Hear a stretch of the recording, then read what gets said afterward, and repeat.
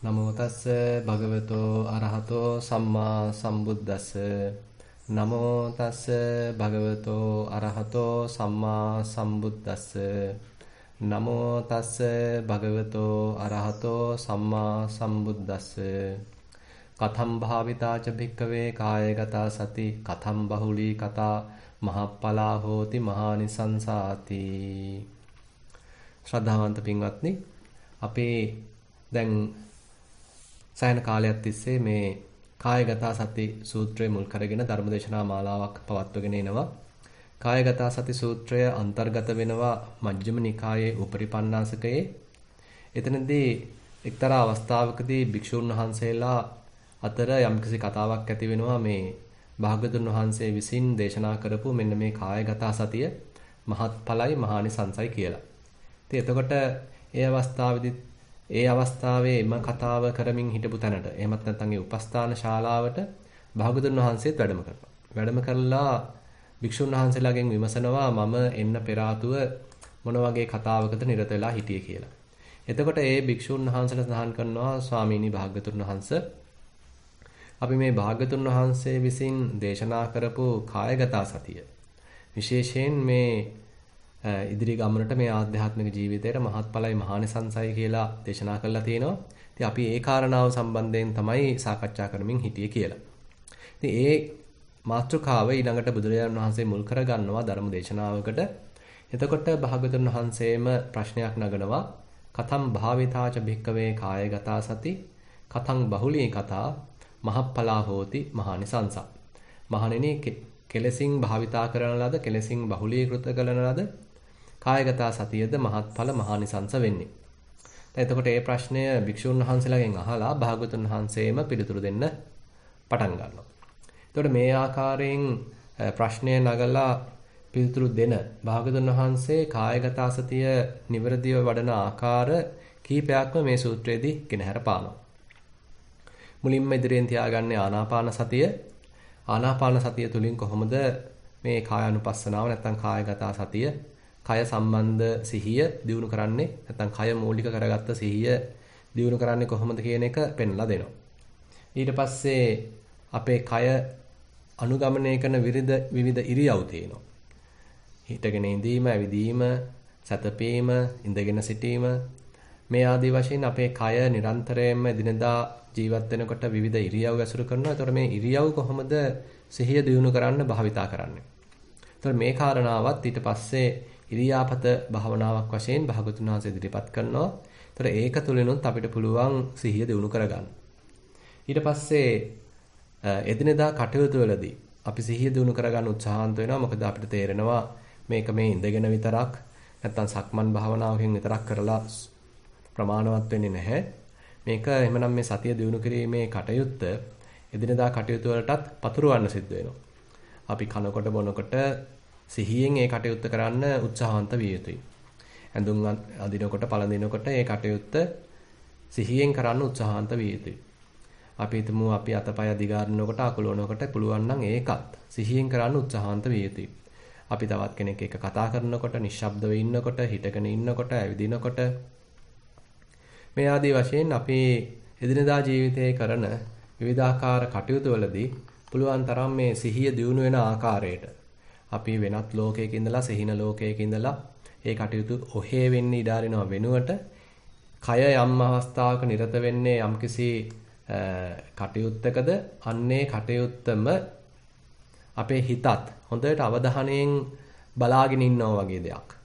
හොඳට මනවින් ඒකට සහභාගී වෙන ගතියක් මේ කායගත සතිය හරහා දියුණු කරන්න උත්සාහන්ත වෙනවා. එතකොට මේ විදිහට අපි එදිනදා කටයුතු වලදී සිහිය දියුණු කරන්න ඒ එදිනදා කටයුතු වලදී තව විස්තර තොරතුරු අපිට ලැබෙන්න පටන් ගන්නවා. උදාහරණයක් වශයෙන් අපි සම්පජඤ්ඤය ගැන කියනවා නම් අපි දැන් සක්මන් භාවනාවකදී උනත් අපි මේ කෙළවරේ ඉඳන් එහා කෙළවරට යනකොට එතන ඒ පාදයේ ඒ පියවරේ සිහිය පවත්වමින් අපිට යන්න අවස්ථාවක් තියෙනවා.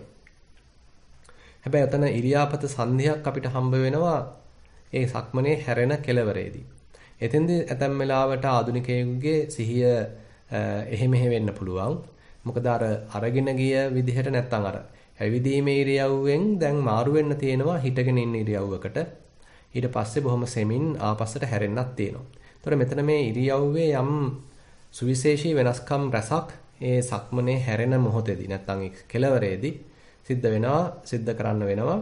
ඉතින් එතකොට අපේ සිහිය දියුණු වෙලා තිබුණේ නැත්නම් අපි හොඳට කයත් එක්ක යාළු වෙලා හිටියේ නැත්නම් අපිටත් නොකියා ඔන්න අපේ හිත වෙනත් කොහෙදෝ යනවා.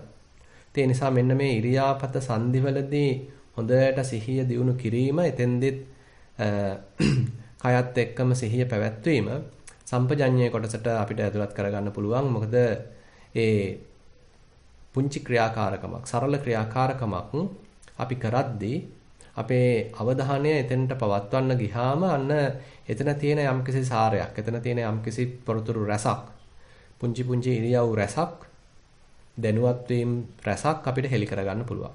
එතකොට මේ ඉරියාපත සංධියේදී හොඳට අපේ සිහිය පිහිටුවනවා නම් එතන හරි විචිත්‍රයි කියලා කියන්න පුළුවන්. දැන් අපි සාමාන්‍යයෙන් සක්මනේ මේ කොනේ ඉඳන් එහා කොනට යනකොට එතන තියෙන ටික ඒකාකාරී ගතියක්.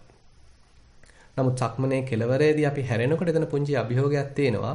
මට අර අරගෙන ආපු සිහිය එතනදී කඩා ගන්න නැතුව, එතනදී විසිරුව ගන්න නැතුව, කයේම සිහිය පවත්වමින් මේ මෙතන තියෙන විචිත්‍රත්වය, මෙතන තියෙන මේ ටිකක් අභියෝගශීලී ගතිය පුළුවන් ද මට ජය ගන්න.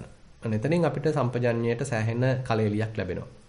ඊට පස්සේ අපි එදිනදා කටයුතු වල නිරත වෙනකොටත් ඒ කටයුත්තේ අවධානය පවත්වන්න අපිට පුළුවන් වෙනවා මේ සිහිය කියන එක අපේ ජීවිතයට ඈඳ ගන්න.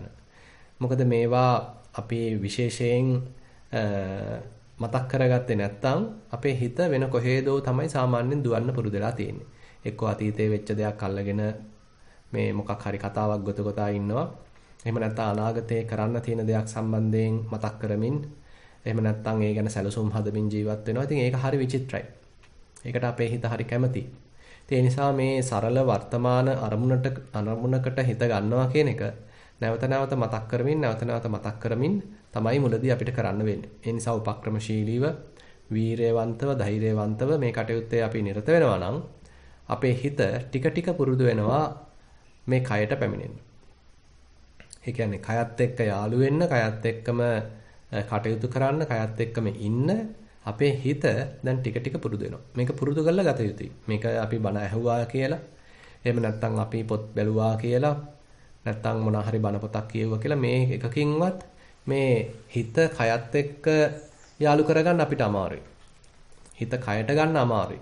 කය අනුව ගිය සිහිය පවත්වන්න නම් අපි මේ කායික ක්‍රියාකාරකම් රසක් තෝරගෙන ඒ අනුව ප්‍රායෝගික පුහුණු විය යුතුමයි. ඒ පුහුණුවක් කරහා තමයි නැවත නැවත මේ හිත එළියට දුවද්දි නැවත නැවත කයටම අරගෙන ඇවිල්ලා ඒ බඳු පුහුණුවකින් තමයි ඇත්තටම කය අනුව ගිය සිහියක් දිනු කරන්න පුළුවන්. ඊට පස්සේ බුදුරජාන් වහන්සේ වෙනත් පැත්තකට අපිව එකගෙන යනවා. ඒ තමයි මේ කය දිහාම කොටස් වශයෙන් බලන්න කියලා. මේ කය සකස් වෙලා තියෙන්නේ විවිධාකාර කායික කොටස් රැසකින්. එතෙන්දී කොටස් 32ක් ඉස්සරහට අරගෙන ඒ කොටස් වල ස්වરૂපය තේරුම් ගනිමින් ඒ කොටස ගැන යම් අවධානයක් යොමු කරමින් මේ කය කියන්නේ එක ඒකකයක් නෙමෙයි. කය කියන්නේ තනි එකක් නෙමෙයි. මේක මම මගේ කියාගෙන මම මේක අයිති කරගෙන මේක හොඳයි කියාගෙන මේක ලස්සනයි කියාගෙන මේක හැඩයි කියාගෙන මේක සුරූපී කියාගෙන අපි හිටියට නැත්තම් මේක ශක්තිවන්තයි මේක දුර්වලයි මේක විරූපී කියලා අපි හිතාගෙන හිටියට මෙතන තියෙන්නේ විවිධාකාර කුණප කොටස් රාශියක එකතුවක් වශයෙන් අපිට බලන්න ඊට පස්සේ භාගතුන් වහන්සේ උගන්වනවා. දැන් අපි වාහනයක් ගත්තත් ඒ වාහනය කියලා කියන්නේ තනි එකක් වගේ තමයි ඉතින් අපිට හැඟීමක් තියෙන්නේ. නමුත් අපිට ඒක බොහොම පහසුවෙන් කෑලි වලට ගලවන්න පුළුවන්. ටයර් ටික වෙනම තියන්න පුළුවන්. ඊළඟට ඒ ටයර් හයි වෙලා තියෙන රිම් වෙනම තියන්න පුළුවන්. සැකිල්ල වෙනම තියන්න පුළුවන්. සුක්කානම වෙනම තියන්න පුළුවන්. සීට් වෙනම තියන්න පුළුවන්. එන්ජිම වෙනම තියන්න පුළුවන්. මේ ආදී වශයෙන් මේ වාහනයක් කියලා කියන්නේ එතකොට අපිට තේරෙනවා කෑලි ගොඩක එකතුවක්. ඒ වගේමයි අපේ මේ කයත් අපි එකක් කියලා හිතාගෙන හිටියට මේක ලස්සනයි හොඳයි මගේ කියලා හිතාගෙන හිටියට මේකත් කෑලි ගොඩක එකතුවක් කියලා භාගතුන් වහන්සේ ඔන්න තව පැත්තකින් අපේ නුවණ දියුණු කරන්න විශේෂයෙන් උත්සාහන්ත වෙනවා. ඒකට ඒ කොටස ගැන අපි ඒ කුණප කොටස් 32ක් ගැන ඊට පස්සේ සාකච්ඡා කළා. ඊට පස්සේ තවත් සූක්ෂම වශයෙන් දැන් මේ දිහාම කය දිහාම බලනවා. ඒ තමයි මෙතන තියෙන ධාතු ස්වභාවයක් කියලා. අපේ කය දිහා අපි නම් ගම් දීලා ලේබල් අලවලා ඒ කොටස් වලට විවිධ නම් භාවිතා කරද්දී අපි සමහරලාට අපේ හිත ඒකේ ටිකක් මුලා වෙන ස්වරූපයක් තියෙනවා. මොකද මේවා තියෙන සංකල්පමය ස්වභාවයක්, සම්මුති ස්වභාවයක්. ඉතින් ඒවට අපි වටිනකම් දීලා තියෙනවා. ඉතින් ඒ හරහා අපේ හිත තව ටිකක් සංකීර්ණ වෙන්න ඕන තරම් ඉඩ තියෙනවා. නමුත් මෙතන තියෙන මේ මුළු කයේ ක්‍රියාකාරීත්වය ධාතු හතරක ක්‍රියාකාරීත්වයක් පමණයි කියලා බොහොම සංක්ෂිප්ත කරාම, බොහොම සරල කරාම ඒ වගේමයි මේ ධාතු ක්‍රියාකාරීත්වය අපි ප්‍රායෝගිකව හඳුනා ගන්න උත්සාහවන්ත වෙනකොට අන්න කෙනෙකුට තේරෙනවා මෙතන කෙනෙක් පුජ්‍යලයක් මමෙක් සත්වයක් කියලා දෙයක් නැහැ. මෙතන තියෙන හුදෙක්ම ධාතු ක්‍රියාකාරීත්වයක් කියන අවබෝධය ටික ටික එන්න පටන් ගන්නවා. ඒකත් දවසින් දෙකකින් නෙමෙයි. කාලාන්තරයක් තිස්සේ අපි මේ ධාතු ලක්ෂණ හොඳින් හඳුනා ගන්නවා. උදාහරණයක් වශයෙන් සක්මන් භාවනාවක යෙදෙන කෙනෙක් ඒ පාදයේ ස්පර්ශයක් ගානේ එතන දැනෙන තද ගතියක්, රළු ගතියක්, උණුසුම් ගතියක්, සිසිල් ගතියක්, ගොරෝසු ගතියක්, බර ගතියක්, සැහැල්ලු ගතියක් මේ ආදී වශයෙන් අපි අර ඊටාම සියුම්, ඊටාම සූක්ෂම ප්‍රාථමික මට්ටමේ ඒ ධාතු ලක්ෂණ හඳුනා ගනිමින් ඒවා ප්‍රායෝගිකව තේරුම් ගනිමින් අපි කටයුතු කරනවා. මෙතෙන්දී හිත පුළුවන් තරම් නිශ්ශබ්දයි. හිත පොතේ දැනුමත් එක්ක සංසන්දනය කරන්න යන්නේ නැහැ. හිත තියෙනවා බොහොම සංසුන්ව, නිශ්ශබ්දව. හැබැයි හොඳ දැනුවත් බවක් අපිට එතන තියෙනවා. එතන ඒ ධාතුන්ගේ ක්‍රියාකාරීත්වය, ඒ ධාතුන්ගේ ලක්ෂණය එතන හඳුනා ගන්නවා. විශේෂයෙන්ම එතකොට ප්‍රඥාව අවදි වෙනවා. මොකද මේ ධාතු මනසිකාර භාවනාව විශේෂයෙන්ම විපස්සනාවේ එන ප්‍රඥාව අවදි කරන හොඳ භාවනා ක්‍රමයක්. ඉතින් එතකොට පිම්බීම හැකිලිම භාවනාවක් කරන්න ගියත් අන්තිමට ගෙනල්ලා අපි ගෙනෙන්නේ ওই ධාතු මනසිකාරයට.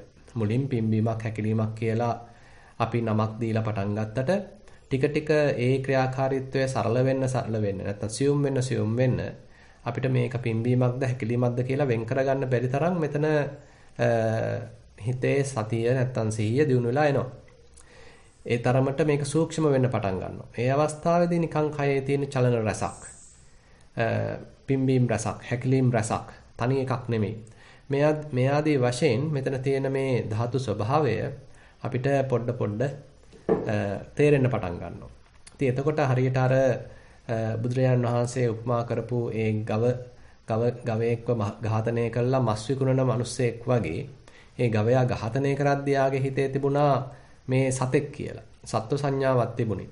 නමුත් මස් විකුණන අවස්ථාවේදී දැන් සත්ව සංඥාවක් නැහැ. දැන් එයාගේ හිතේ තියෙන මස් කියන සංඥාව. භාගතුන් වහන්සේ කියනවා අන්න ඒ වගේ තමයි යෝගාවචරයක් පටන් ගන්නකොට එයාගේ හිතේ තියෙන්නේ මේ මම භාවනා කරනවා, මම විපස්සනා වඩනවා, මොකක් හරි එහෙම අර සත්වයක්, පුජ්‍යලයක්, මමෙක් මුල් කරගත්ත හැඟීමක්. හැබැයි හොඳට භාවනාව කරගෙන යනකොට එතකොට අන්න එයාගේ හිතේ ටික ටික ඒ සත්ව සංඥාව දියාරු වෙලා ගිහිල්ලා සත්ව සංඥාව අයින් වෙලා ගිහිල්ලා අන්තිමට මෙතන තියෙන හුදෙක් ධාතු රසක් කියලා නැත්නම් ධාතු ක්‍රියාකාරීත්වයක් කියලා වැටහෙන්න පටන් ගන්නවා. එතකොට මේ කාලාන්තරයක් කරා නම් අන ලොකු ප්‍රඥාවක් අවදි වෙනවා. ඒ වගේමයි මේ අභ්‍යන්තරයේ පමණක් නෙමෙයි එළියෙත් භෞතික ලෝකයේ තියෙන්නේ හුදෙක් ධාතු ස්වභාවයක් පමණයි කියන වැටහීම ප්‍රඥාව එයාගේ හිතේ අල්ල හිරින්න පටන් ගන්නවා. ඉතින් එතකොට මේ ධාතු මනසිකාරයේ ඊළඟට භාගතුන් වහන්සේ තව උපක්‍රමයක් වශයෙන් කමඨහනක් වශයෙන් ඉදිරිපත් කරලා තියෙනවා. ඊට පස්සේ මේ කය මිය ගියාට පස්සේ කොහොමද මොන තත්වයකටදපත් වෙන්නේ? විවිධාකාර මට්ටම් වලින් නැත්නම් විවිධාකාර කාලයත් එක්ක විවිධ අවස්ථා කීපයකින් අවස්ථා 9කින් ඉදිරිපත් කරනවා නව සීවතික භාවනාව කියලා. එතකොට මේ මියගිය ශරීරයට අත්වෙන ඉරණම කෙනෙක් හොඳට දකින්න උත්සාහන්ත වෙනවා. ඉතින් මේ මියගිය ශරීරය මොන වගේද? ඒ ආකාරයමයි මේ මගේ දැනට තියෙන සජීවී ශරීරයත්. මේ සජීවී ශරීරයත් යම් දවසක මේ ඉස්සරහා තියෙන මලකුණක් බවට මේ මලකුණේ ස්වභාවයටපත් වෙනවා. කියලා අන්න තමන්ගේ හිතේ යම්කිසි මාන්නයක් තිබුණා නම් එහෙම නැත්නම් උඩඟුකමක්, අහංකාරකමක්, රාගයක් තිබුණා නම් අන්න ඒවා දුරු කරගෙන හිත මධ්‍යස්ත කරගන්න මේ භාවනාවත් අපිට ප්‍රයෝජනවත් වෙනවා. ඊට පස්සේ තමයි අපි පැමිණුනේ ධ්‍යාන සම්බන්ධයෙන් සාකච්ඡා කරන්න. එතකොට මෙතෙක් කතා කරපු මේ කමඨහන් 14ම ඇත්තටම සතිපට්ඨාන සූත්‍රයේන කායानुපස්සනාවටත් පොදුයි. දැන් මේ කායගත සති සූත්‍රයේ තියෙන විශේෂ කොටසක් තමයි මේ ධ්‍යාන සම්බන්ධයෙන් එන විග්‍රහය. ඒත් අපි එදා කතා කරගත්තා කොහොමද කෙනෙක් හිතේ ඒකාග්‍රතාවයක් ඇති කරගන්නේ කියලා. ටික ටික එයා ආනාපාන සතිය නම් මුල් කරගෙන මේ ධ්‍යානයක් දියුණු කරන්න උත්සාහන්ත වෙන්නේ. එයා ටිකක් නිස්කලංක පරිසරයක් තෝරගෙන ඊට පස්සේ කයට හිත යොදලා ඊළඟට හුස්ම රැල්ලකට හිත යොදලා ටික ටික ඒ හුස්ම රැල්ලේම සිහිය පවත්වන්න උත්සාහන්ත වෙනවා. සිහිය රැඳවීමේ උපක්‍රමයක් වශයෙන් පමණක් මේ හුස්ම රැල්ල පවත්ව ගන්නවා. ටිකක් විපස්සනාවට බර වෙන්නේ නැතිව මේ අවධානය පවත්වමින් නැත්නම් සමාධිය දියුණු කරමින් ඉස්සරහට යනවා. ඉතින් එහෙම යනකොට අන්න මේ සමාධිය දියුණු වෙන්න ආලෝක සංඥාවක් එහෙම නැත්නම් නිමිත්තක් හරිය නිකන් පුළුන් රොදක් වගේ වලාකුලක් වගේ හරිය නිකන් දවල් හඳක් වගේ ආලෝක ස්වභාවයක් වගේ යම්කිසි නිමිත්තක් පහළ වෙන්න ඉඩ තියෙනවා. ඒක තනිකරම මේ ආනාපාන සතියෙන් දියුණු වෙච්ච ඒකාග්‍රතාවය සමාධිය මූලික කරගෙන ඇති වෙච්ච සංඥාවක්. සලකුණක්. ඉතින් එතකොට කෙනෙක් ඒ සලකුණ දිහා එකපාරටම බලන්න ගියොත් ඒක නැති වෙලා යනවා. මොකද තාම ඒක තහවුරු වෙලා නැහැ, ස්ථාවර වෙලා නැහැ. ඉතින් ඒක පහළුණාට කමක් නැහැ. අපි කරගෙන ගිය වැඩේ දිගට කරගෙන යනවා. ආනාපාන සතියෙම වඩමින් ඉස්සරහට යනවා. ඉතින් එහෙම කරගෙන යන්න අර පහළ වෙච්ච ආනාපාන සති නිමිත්ත හොඳට තහවුරු වෙන්න පටන් ගන්නවා. අපි ඒ දිහා බැලුවත් එයා දුවන්නේ නැති, එයා යන්නේ නැති, අතුරු දහන් වෙන්නේ නැති තත්වයකට, ඒක රඳා හිටින තත්වයකට, පවතින තත්වයකට ඔන්නපත් වෙනවා. තවදුරටත් ආනාපාන සතිය ඔස්සේම අවධානය යොමු කරමින් යනකොට මේ ආස්වාස ප්‍රස්වාස ක්‍රියාකාරීත්වයයි මේ නිමිත්තයි සමපාත වීමක් එක ඉරේ පිහිටන ගතියක් මතුවෙන්න පුළුවන්. එතකොට ඉතින් ඉබේටම ඒ දිහා බැලෙනවා. මොකද ඒක බොහොම විචිත්‍රයි. විචිත්‍රයි කියන්නේ ටිකක් ආකර්ශනීය ගතියක් තියෙනවා. පිරිසුදු අරමුණක් බවට ඒක තේරෙනවා Tamanට. ඉතින් එතකොට අන්න යෝගාවචරයේ ඉබේට මේ දිහා බලනවා. එතකොට දැන් ඒක එහෙම දුවන්නේත් නැහැ. ඒක තහවුරු වෙලා තියෙනවා, ස්ථාවර වෙලා තියෙනවා. ඉතින් ඒකේ කිසිම වැරද්දක් හොයන්නේ නැතුව ඒක බොහොම හොඳ දෙයක්, බොහොම සුබ දෙයක්, නිත්‍ය දෙයක්, සැප දෙයක් කියලා ඒ විපස්සනාවට ප්‍රතිවිරුද්ධ පැත්තකින් තමයි ඇත්තටම සමතයක් වඩන්නේ. මොකද විපස්සනාවෙන් නම් හැම දෙයක් දිහා බලන්නේ අනිත්‍ය ස්වභාවයක් වශයෙන්, දුක් ස්වභාවයක් වශයෙන්, තමන්ගේ වසංගයේ පවත්වන්න බැරි දෙයක් වශයෙන්, අසුබ දෙයක් වශයෙන්. නමුත් මෙතෙන්දී සමත භාවනාවකදී අපි ඊට වඩා වෙනස් ආකල්පයක් දරන්නේ යෝගාවචරය මේ නිමිත්ත දිහා බලන්නේ ටිකක් සුබවාදීව. මේක බොහොම හිත්කා වදින අරමුණක්, සැහැල්ලු අරමුණක්, සතුටුදායක අරමුණක්, සුබදායි අරමුණක් කියලා තමන්ගේ හිත බොහොම ප්‍රසන්න කරගෙන ඒ දිහා බලාගෙන ඉන්නවා. ඉතින් මේ බලාගෙන ඉන්නකොට හිතේ ප්‍රසන්න බව, හිතේ තියෙන සද්ධාව, වීරිය, සතිය, සමාධිය, ප්‍රඥාව ආදී මේ ඉන්ද්‍රිය ධර්මයන් හොඳට සමබර වෙලා පැමිණි අවස්ථාවකදී මේ අරමුණ තුළට බැස ගැනීමක්, ඒ අරමුණ තුළට රිංගා ගැනීමක්, එහෙම නැත්නම් ගල් ගුහාවකට ඇතුළුනා වගේ, ගුහාවකට ඇතුළුනා වගේ හැඟීමක්, නැත්නම් ඒ අරමුණ අපිව වැළඳගත්තා වගේ හැඟීමක්, දියයට ගිලුණා වගේ හැඟීමක් අපිට ඇති වෙන්න පුළුවන්. ඔය මට්ටම අපිට හිතන්න පුළුවන් අර්පණා සමාධියක ආරම්භයේ වශයෙන්. එතකොට ඒ බඳු අර්පණා සමාධි හතරක් මේ සූත්‍රයේදී භාගතුන් වහන්සේ ඉදිරිපත් කරනවා. ඒවට සාමාන්‍යයෙන් අපි ධ්‍යාන සමාධි කියලා කියනවා, නැත්නම් රූපාවචර ධ්‍යාන කියලා කියනවා. ඒ රූපාවචර ධ්‍යාන හතර මේ සූත්‍රයේ විස්තර කරලා දෙනවා. ඒතර පළවෙනි ධ්‍යානය ගැන අපි ගිය වාරේ සාකච්ඡා කරා. එතන කරුණු කීපයක් එනවා. එකක් තමයි අපේ හිත නීවරණ වලින් අයින් වෙලා තියෙන්න ඕනේ. කාමච්ඡන්දය, ව්‍යාපාදය, තීන මිද්දය, උද්ධච්ච කුක්කුච්චය, විචිකිච්ඡාව කියලා අපි ඒ සාමාන්‍යයෙන් දන්න ඒ කාමයන් ඔස්සේම දුවන ගතිය. කාම සංකල්පනාවන් ඔස්සේම දුවන ගතිය අපේ සිතේ අයින් වෙලා තියෙනවා.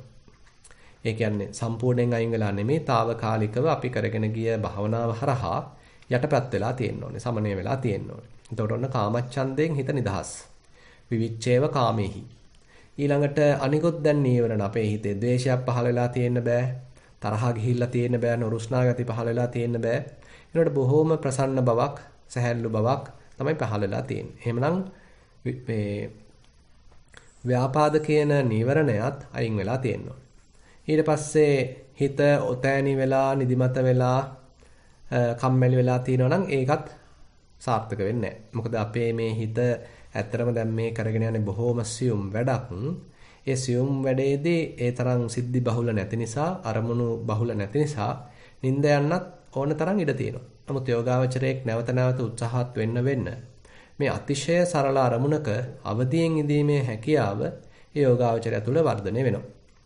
එතකොට තමයි මේ ඉස්සරහා තියෙන බොහෝම සරල ආලෝක ස්වභාවයක් දිහා නින්දට වැටෙන්නේ නැතිව බොහෝම උද්‍යෝගිමත් මනසකින් පිබිදුණු මනසකින් අවදිමත් මනසකින් එයාට බලාගෙන ඉන්න අවස්ථාව සැලසෙන්නේ. එතකොට තීන මිද්දේට අවස්ථාවක් නැහැ. ඒ වගේමයි නැවත නැවත මේ අරමුණට හිත නංවන නිසාත් හිතේ යම් ක්‍රියාකාරීත්වයක් තියෙනවා.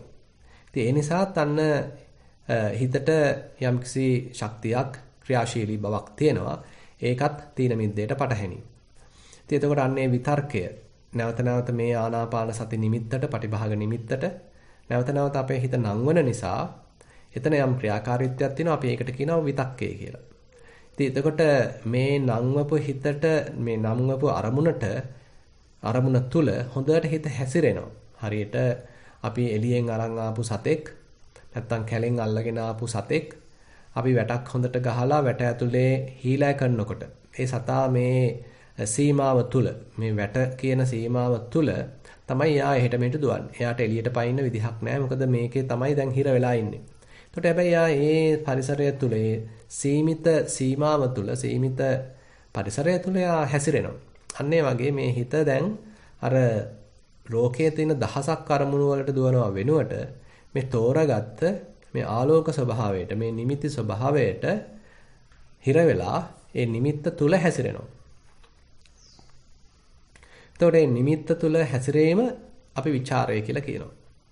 ඊට පස්සේ දැන් හිත එහෙට මෙහෙට දුවන්නෙත් නැහැ. හොඳට නැවත නැවත මේ අරමුණටමයි නංවන්නේ. විතක්කේ තියෙනවා. ඒ අරමුණ ඇතුලේ හැසිරෙනවා. ਵਿਚාරය තියෙනවා. ඊට පස්සේ හිතේ නොරුස්නා ගති පහළ වෙලා නැහැ. අතීතය ගැන කල්පනා නැහැ. අනාගතය ගැන පසුතැවිලි නැහැ. අතීතය ගැන පසුතැවිලි නැහැ. අනාගතය ගැන වික්ෂිප්ත වීම නැහැ. ඒ වෙනුවට හොඳට හිත සංසුන් වෙලා තියෙනවා. විසිරීලා නැහැ. එතකොට මේ කටයුත්ත සාර්ථක වෙන්න යම්කිසි ප්‍රීතියක් පහළ වෙනවා, ප්‍රමෝදයක් පහළ වෙනවා. මොකද මෙතෙක් මේ ජීවිතයේ තියෙන විවිධාකාර දුක්ඛම් කටළු වලට මුහුණ දෙහිලා සෑහෙන වෙහෙසකටපත් වෙච්ච, පීඩාවකටපත් වෙච්ච හිතක් දැන් මේ නිරාමිස ප්‍රීතියක් විඳින අවස්ථාවක්, නිරාමිස සුවයක් විඳින අවස්ථාවක්. ඉතින් එතකොට තමන් තුලින්ම ඇති කරගත්ත මේ ඒකාග්‍රතාවය වෙන කිසිම කෙනෙක්ගේ සහයෝගයක් නැතුව අනිත් අයගේ උපකාරයක් නැතිව තමන් තුළම යම්කිසි හැකියාවන් කුසලතාවයන් ගුණධර්ම දියුණු කිරීම හරහා බෙමදු සෝයක් තියෙනවා නේද කියලා යම්කිසි තෘප්තිමත් බවක් සතුටක් සොම්නසක් අපේ හිතේ ඇති වෙන්න පුළුවන්. ඉතින් මේක විවිධ ක්‍රමවලට පහළ වෙන්න පුළුවන්. හරියට නිකන් කය පිනා යන ගතියක්, සිත පිනා යන ගතියක්, කය ලොමු දැහ ගන්නවන ගතියක්, ඒ වගේම හරියට නිකන් රැල්ලක් ඇවිල්ලා අපිව තෙමාගෙන යනවා වගේ ගතියක්. මේ වගේ විවිධ විදිහට මේ ප්‍රීතිය කෙනෙකුට වැටහෙන්න පුළුවන්. මෙන්න මේ ප්‍රීතිය කියන ලක්ෂණයත් මේ සමාධිය තුළ තියෙනවා. ඊට පස්සේ කාය කොහොමත් තැම්පත් වෙලා සැහැල්ලු වෙලා පස්සද්ධියක් භුක්ති විඳිනවා. ඒ නිසාම කායික සුවයක් තියෙනවා, සුඛයක් තියෙනවා. මෙන්න මේ සුවය එතකොට මේ ධානය තුළ කැපී පේනවා.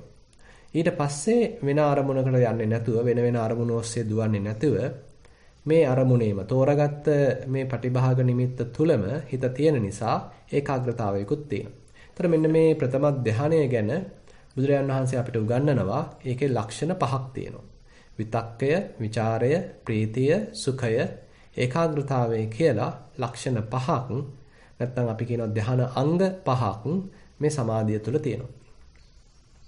ඊට පස්සේ දැන් කෙනෙක් අපි මේක දියුණු කරනවා. මුලදී ඉතින් ඒ තරම්ම මේකට පිවිසෙන්න අමාරුයි. සෑහෙන වෙලාවක් යනවා මේ ඔක්කොම ටික සකස් වෙලා එන්න. හැබැයි කෙනෙක් දිගට මේක දියුණු කරන්න මේකේ යම් කුසලතාවයක් එයාට අත්පත් වෙනවා. හිතන්න මුලදී නම් විනාඩි 45ක් විතර ඇති ගියා මේ සමබරතාවය ඇති කරගන්න. ඊට පස්සේ තමයි හිත අර්පණා සමාධියටපත් උනේ. ඒ වගේමයි වැඩි වෙලාවක් ඉන්නත් බැරි වුණා. විනාඩි 10න් විතර ඒකෙන් දන්නේම නැතුව එළියට ආවා. නමුත් කෙනෙක් නැවත නැවත මේක බහුලීකృత කරන්න විනාඩි 45ක් යන්නේ නැහැ. විනාඩි 30න් ඔන්න දැන් ওই தත්වෙට හිතපත් වෙනවා. ඊට පස්සෙත් ඒ සමාධිය තුළ වැඩි වෙලාවක් රැඳෙන්න පුළුවන් කමක් එයාට ඇති වෙනවා. මොකද ඒක තමයි ටික ටික පුහුණු කරනවා කියලා කියන්නේ. ඒ පුහුණුව හරහා තමයි මේ හැකියාවන් කුසලතාවයන් දියුණු වෙන්නේ. එතකොට එයාට ඉක්මනට දැන් දැහන්ගත වීමේ ශක්තිය දියුණු වෙනවා. දැහන්ගත වුණාට පස්සේ වැඩි වෙලාවක් ඒක තුල රැඳෙන්න එයා තුල හැකියාව ලැබෙනවා. එයා දැන් ක්‍රම සහ විදි දන්නවා කොහොමද මේ හිත සකස් කරගන්නේ කියලා, සූදානම් කරගන්නේ කියලා.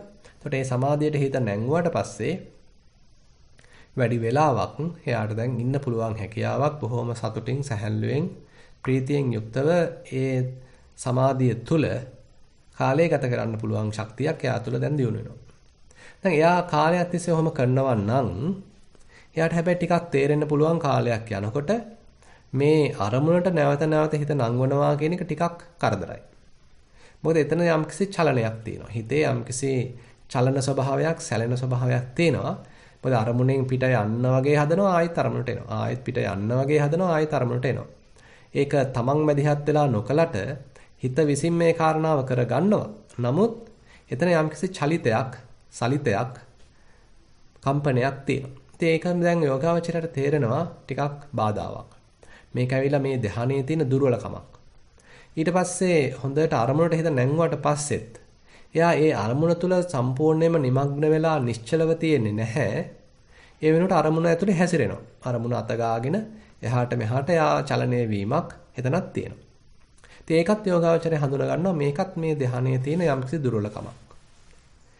මේකට වඩා ප්‍රණීත, මීට වඩා ස්ථායි, මීට වඩා හොඳට තහවුරු වෙච්ච, මීට වඩා බොහොම නිස්කලංක සමාධිය ප්‍රබල මට්ටමකට මට ගන්න තියෙනවා නම් හොඳයි කියලා අන්න යෝගාවචරයටම වැටහෙන්න පුළුවන්. ඉතින් එතකොට යාට කල්පනා වෙනවා මේ විතක්ක ਵਿਚාර වලින් තොර. ඒ කියන්නේ නැවත නැවත අරමුණු වලට හිත නංවන්න දෙයක් නැහැ. එකපාරක් හිතට නැංගුවා අරමුණට එච්චරයි. එතනින් පස්සේ ආයෙ ඒක තුලම ඉන්නවා. වෙන කොහෙවත් දුවන්නේ නැහැ. ඊට පස්සේ ඒ අරමුණ නැංගුවාට පස්සේ අරමුණත් එක්කම ඒකාබද්ධ වෙලා, අරමුණත් එක්කම ඒකාත්මීය වෙලා තහවුරුව ඉන්නවා. අරමුණ ඇතුලේ සලිතයක් නැහැ. අරමුණ ඇතුලේ චරණයක් නැහැ. අන්න එහෙනම් ਵਿਚාරයක් නැහැ. ඉතින් මෙහෙම පුළුවන්කමක් තියෙනවා නම් හොඳයි කියන එක යෝගාවචරයට අත්දැකීමෙන් මේ ධානය වශී කරගෙන යනකොට තේරෙන්න පුළුවන්. එතකොට අන්න බුදුරජාණන් වහන්සේ දෙවන ධානය අපිට හඳුන්වලා දෙනවා මේ විතක්ක ਵਿਚාර වලින් තොරව කරන්න පුළුවන් ධානයක්. පුණච පරම්භික්කවේ බික්කු විතක්ක ਵਿਚාරාණං වූපසම. මේ විතක්ක ਵਿਚාර දෙක සමනය කළා. අජ්ජත්තං සම්පසාදනං චේතසෝ ඒකෝදි භාවං. හොඳට ඇතුළත මේ තැම්පත් කරගෙන ප්‍රසන්න කරගෙන ඇතුළතම හිත පවත්වමින් තව තව සමාධියට තුඩු දෙන ආකාරයෙන් සමාධියට රුකුල් දෙන ආකාරයෙන් යා කටයුතු කරනවා. එතකොට චේතසෝ ඒකෝදි භාවං. හිත හොඳට ඒකාග්‍ර වෙලා. දැන් මේ දෙවෙනි සමාධියේදී හොඳට හිත ඒකාග්‍ර වෙච්ච ගතිය වැඩි. මොකද කලින් සමාධියේ පොඩ්ඩක් එහෙ මෙහෙ තාමත් සිද්ධ වෙන චලනයක් තිබුණා. නමුත් දැන් ඒ බඳු චලනයක් ඇත්තෙත් නෑ. බොහොම තහවුරු වෙච්ච හිතක්. හොඳට නාභිගත වෙච්ච හිතක්. හොඳට ඒකාග්‍ර වෙච්ච හිතක්. හොඳට අරමුණත් එක්ක කිටි කිටියේ බැඳිච්ච හිතක් තමයි දැන් මේ කතා කරන්නේ. චේතසෝ ඒකෝදි භාවං. අවිතක්කං අවිචාරං. විතර්කයක් නැහැ. විතක්කෙන් තොරයි. ਵਿਚාරේනුත් තොරයි.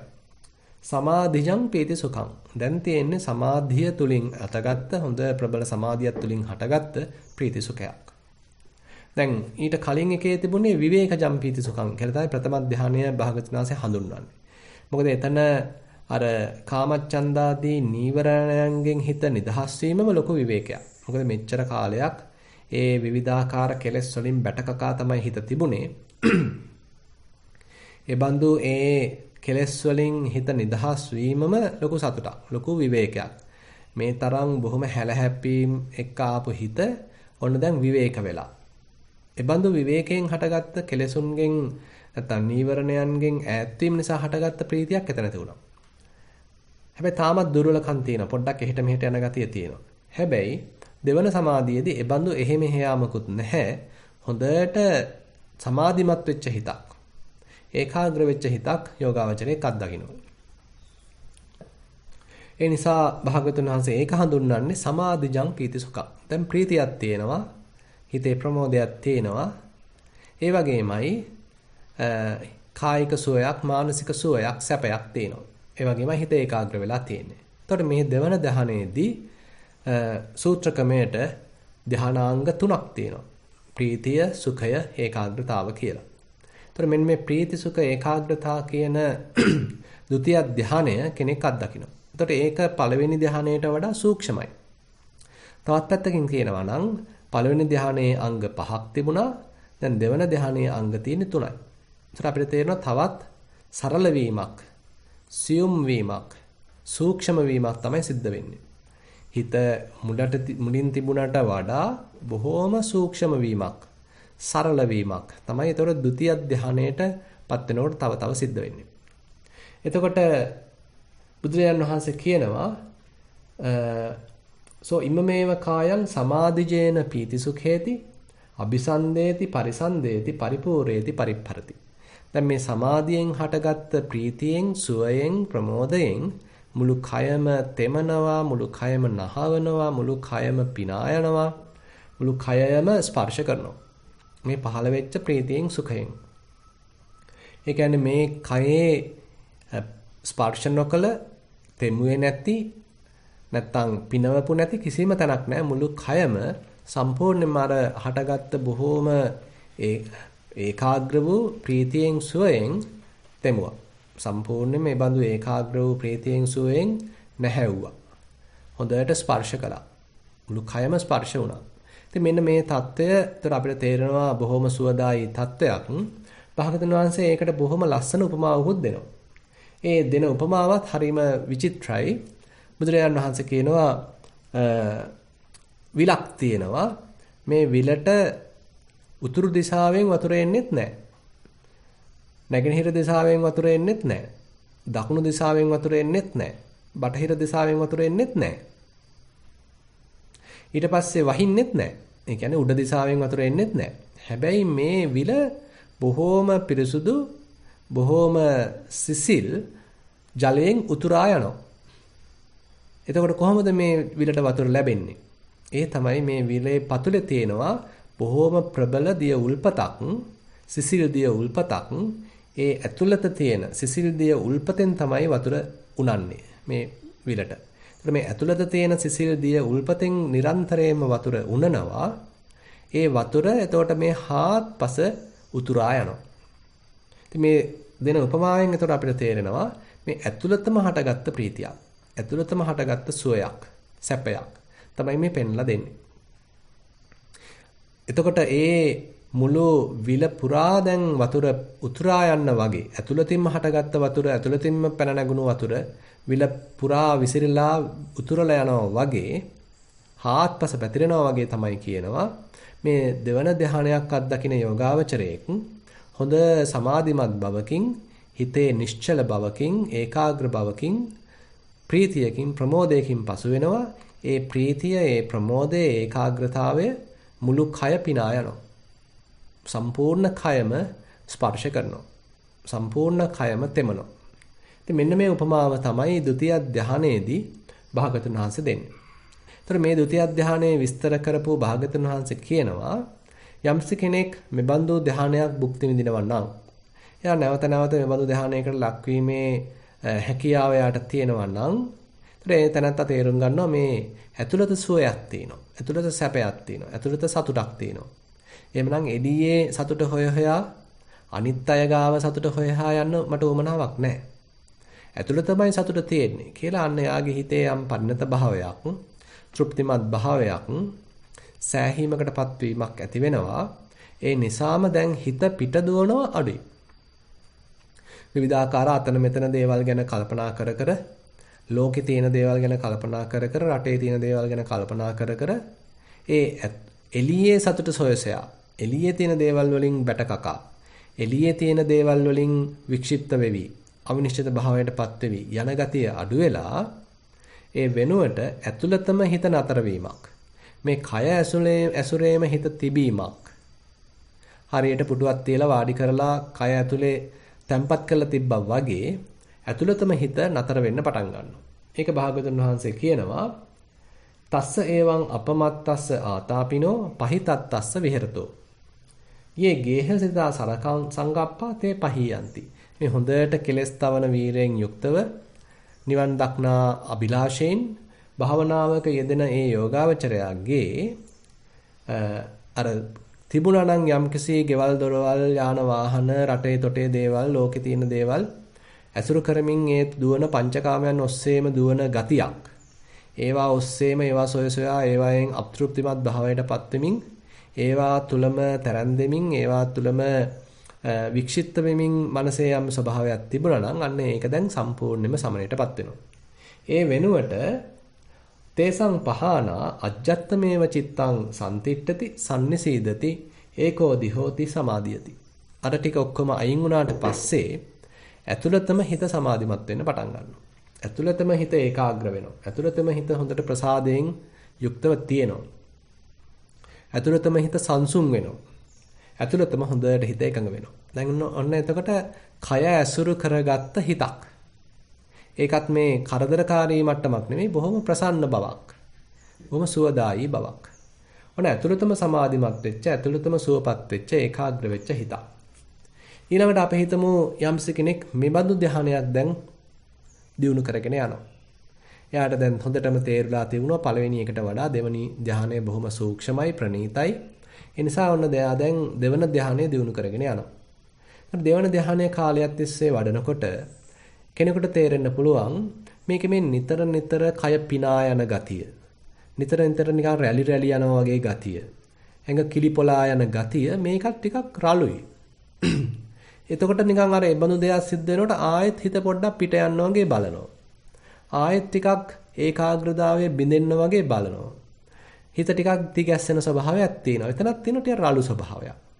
ඉතින් මේ රළු ප්‍රීතිය සමනය කරගන්න පුළුවන් වුණා නම් ඊට වඩා බොහෝම නිකන් ශාන්ත සුවදායී බවක් තෘප්තිමත් බවක් පමණක් තියෙනවා නම් කොච්චර දෙයක්ද කියලා අන්න යාට මේ දෙවන ධ්‍යානයේ තියෙන ප්‍රීතිය ටිකක් කරදරයක් හැටියට නීවරණ වලට ආසන්න හැටියට එයාට තේරෙන්න පුළුවන්.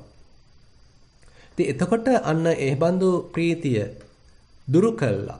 ප්‍රීතියෙන් තොර සුවයක් සැපයක් පවත්වීම සඳහා අන්න ඒ යෝගාවචරය උත්සාහන්ත වෙනවා.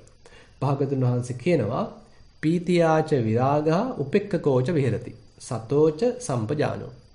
හොඳට මේ ප්‍රීතිය අතහැරලා දාලා ප්‍රීතිය කෙරෙහි විරාගී බවක් ඇති කරගෙන ඒ හරහා ප්‍රීතිය පැත්තකට දාලා ප්‍රීතිය සමනය කරගෙන මධ්‍යස්ථ සුසිතකින් වාසය කරනවා බොහොම සතිමත්ව සම්පජඤ්ඤයෙන් යුක්තව. එතකොට දැන් මේ මට්ටමේදී ධ්‍යාන අංග වශයෙන් ගත්තොත් තියෙන්නේ දෙකයි. ඒ කියන්නේ කායික සුවයක් තියෙනවා, තෘප්තිමත් බවක් තියෙනවා, සෑහීමකටපත් වෙච්ච ගතියක් තියෙනවා. ඒ වගේමයි අරමුණ තුල හොඳට හිත කිඳා බහැලා ඒකාග්‍ර වෙච්ච ගතිය තියෙනවා. එතකොට මෙන්න මේ ධ්‍යානයට කියනවා තුන්වන ධ්‍යානය කියලා. මොකද ඒකේ තියෙන්නේ ධ්‍යාන අංග වශයෙන් ගත්තොත් දෙකයි. කායික මානසික සුවයක්, තෘප්තිමත් බවක්, සෑහීමකටපත් වීමක්. ඊට අමතරව චිත්ත ඒකාග්‍රතාවයක්. ତර මෙන්න මේ ඒකාග්‍රතාවයත් සුඛයත් සහිත තෘතිය ධ්‍යානයකට කෙනෙක්ටපත් වෙන්න පුළුවන්. ඉතින් එතකොට මේකත් විශේෂයෙන්ම බුදුරජාන් වහන්සේ විස්තර කරනවා ඉමමේව කායන් නිප්පීතිකේන සුඛේන අபிසන්දේති පරිසන්දේති පරිපූර්ණේති පරිප්පරති. ඒ කියන්නේ මේ ප්‍රීතියෙන් තොර වූ සුවයෙන් ප්‍රීතියෙන් තොර වූ සැනසීමෙන් සැහැල්ලුවෙන් මේ මුළු කයම සම්පූර්ණයෙන්ම ස්පර්ශ කරනවා, තෙමනවා, නහවනවා මේ නිප්‍රීතික සුවයෙන් නැත්නම් ප්‍රීතියෙන් තොර සැහැල්ලු සුවදායි සැපයෙන් මුළු කයම ස්පර්ශ කරනවා. ඉතින් මේකටත් හරිය ලස්සන උපමාවක් භාගතුන් වහන්සේ දෙනවා. එතෙන්ද කියනවා මේ මල් පිපිච්ච විලක් තියෙනවා. ඒකේ තියෙනවා මේ රත් නෙළුම් මල් තියෙනවා, සුදු නෙළුම් මල් තියෙනවා. ඊළඟට තව එක එක જાතියේ මල් වර්ග තියෙනවා. විශේෂයෙන්ම නෙළුම් මල් ගැන පදුමයන් ගැන මෙතන කියන්නේ. ඉතින් එතකොට රත් පියුම් වේවයි ඊළඟට හෙළ මේ සුදු පාට පියුම් වේවයි. ඉතින් මේ විවිධ වර්ණයන්ගේ මේ නෙළුම් මල් පිපිලා තියෙනවා. ඉතින් හැබැයි ඒ නෙළුම් මල් තාම එළියට ඇවිල්ලා නැහැ. වතුරෙන් යට තියෙන්නේ. ඉතින් එතකොට අපිට තේරෙනවා මේ වතුරෙන් යට තියෙන ඒ නෙළුම් පොහොට්ටු සම්පූර්ණයෙන්ම වතුර තුලයි තියෙන්නේ. ඒ නිසා ඒ නෙළුම් පොහොට්ටුවේ කිසිම අංගයක් උපාංගයක් වතුරෙන් ස්පර්ශ වෙලා නැත්තේ නෑ. මුළු නෙළුම් පොහොට්ටුම වතුර තුලම තමයි තියෙන්නේ. අන්න ඒ වගේ බුදුරජාන් වහන්සේ කියනවා අර සිසිල් දියෙන් අර හාත්පස ස්පර්ශ වෙන නෙළුම් පොහොට්ටුවක් වගේ වතුර යට තියෙන නෙළුම් පොහොට්ටුවක් වගේ මේ තුන්වෙනි ධ්‍යානයක් අත්දකින යෝගාවචරයා මුළු කයම අර බොහෝම සැහැල්ලු සුවදායි සැපයකින් ස්පර්ශ කරනවා. ඒකේ රළු බවක් නැහැ. ඒකේ තියෙන තනිකර තෘප්තිමත් බවක්, සෑහීමකටපත් වීමක්, සියල්ල ලැබුණා වගේ ස්වභාවයක්. ඒ නිසා මේ තුන්වෙනි ධ්‍යානයේ විශේෂයෙන්ම අගය කරලා තිනවා මෙලෝ වශයෙන් ලබන්න තියෙන ඊටාම සුවදායි තත්වයක් කියලා. මොකද ඒකේ රළු ගති අඩුයි, ගොරෝසු ගති අඩුයි, සැහැල්ලුව වැඩි, මේ ප්‍රසාදය ප්‍රසද්ධිය හිම වැඩි. ඒ නිසා මේ තෘතිය ධ්‍යානය විශේෂයෙන්ම ආර්යයන් වහන්සේලා අගය කරලා තිනවා කියලා මේ සූත්‍රයේ සඳහන් වෙනවා. ඉතින් කෙනෙක් හිතමු ඔන්න තුන්වෙනි ධ්‍යානයක් දිනු කරගෙන යනවා. කාලයක් තිස්සේ මේ තුන්වෙනි ධ්‍යානයක් දිනු කරනවා නම් එයාගේ හිත දැන් ටික ටික තව සියුම් වෙන්න පටන් ගන්නවා. මේ සියුම් වීම හරහා දැන් මෙතෙන්දිත් අර කලින් කියපු ආනිසංසයේම භාග්‍යවතුන් වහන්සේ පෙන්නනවා. ඒ තමයි කය ඇසුරු කරන සිතක් තව ඇති වෙනවා. වෙන දැන් එළිය දුවන්නේ කයෙම තමයි දැන් මේ කොයි වෙලාවෙත් හිත පවතින්නේ.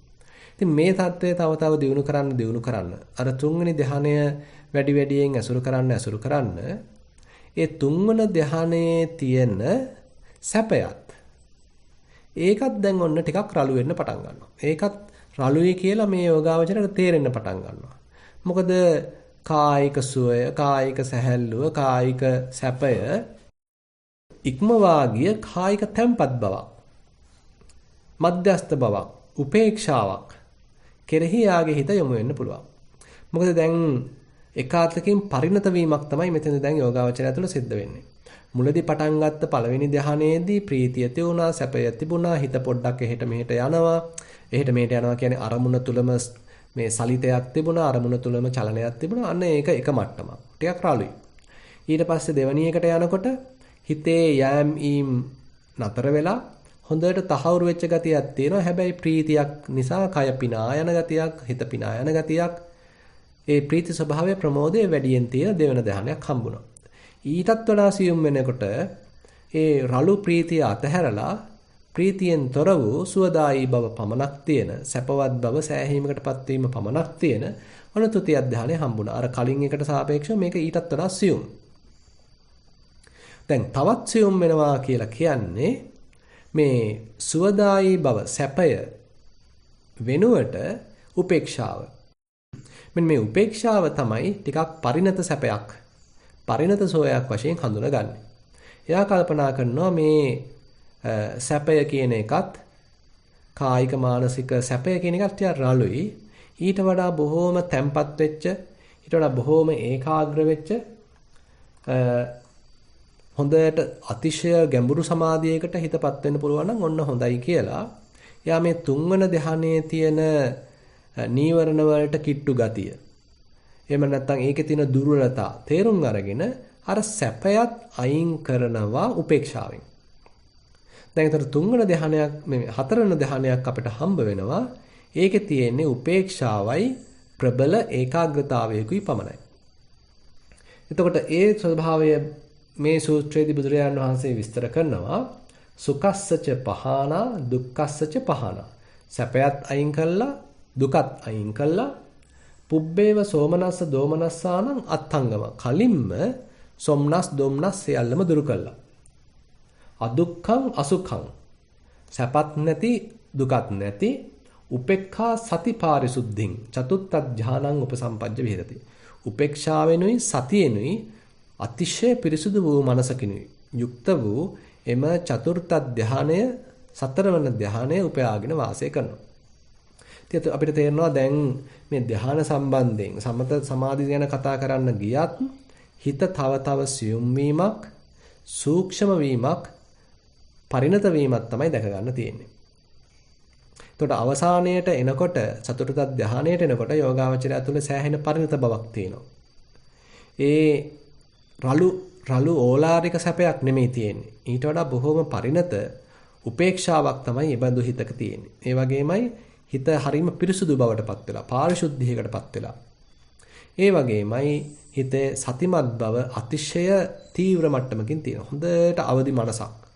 හොඳට සතිමත් මනසක් තමයි මේ මට්ටමේදී තියෙන්නේ. දැන් එතකොට මේ බොහොම පිරිසුදු සමාධිමත් බවෙන් මෙන්න පිරිසුදු පරිසුද්ධ වූ සමාධිමත් බවෙන් මුළු කයම පිනා යන ගතියක් තියෙනවා. පිනා යනවා කියනකට වඩා මුළු කයම තෙමෙනවා. මුළු කයම ස්පර්ශ වෙන්නේ මේ අතිශය ප්‍රබල සමාධිමත් ඒකාග්‍රතාවයෙන් උපේක්ෂාවෙන් තමයි මුළු කයම ස්පර්ශ කරන්නේ.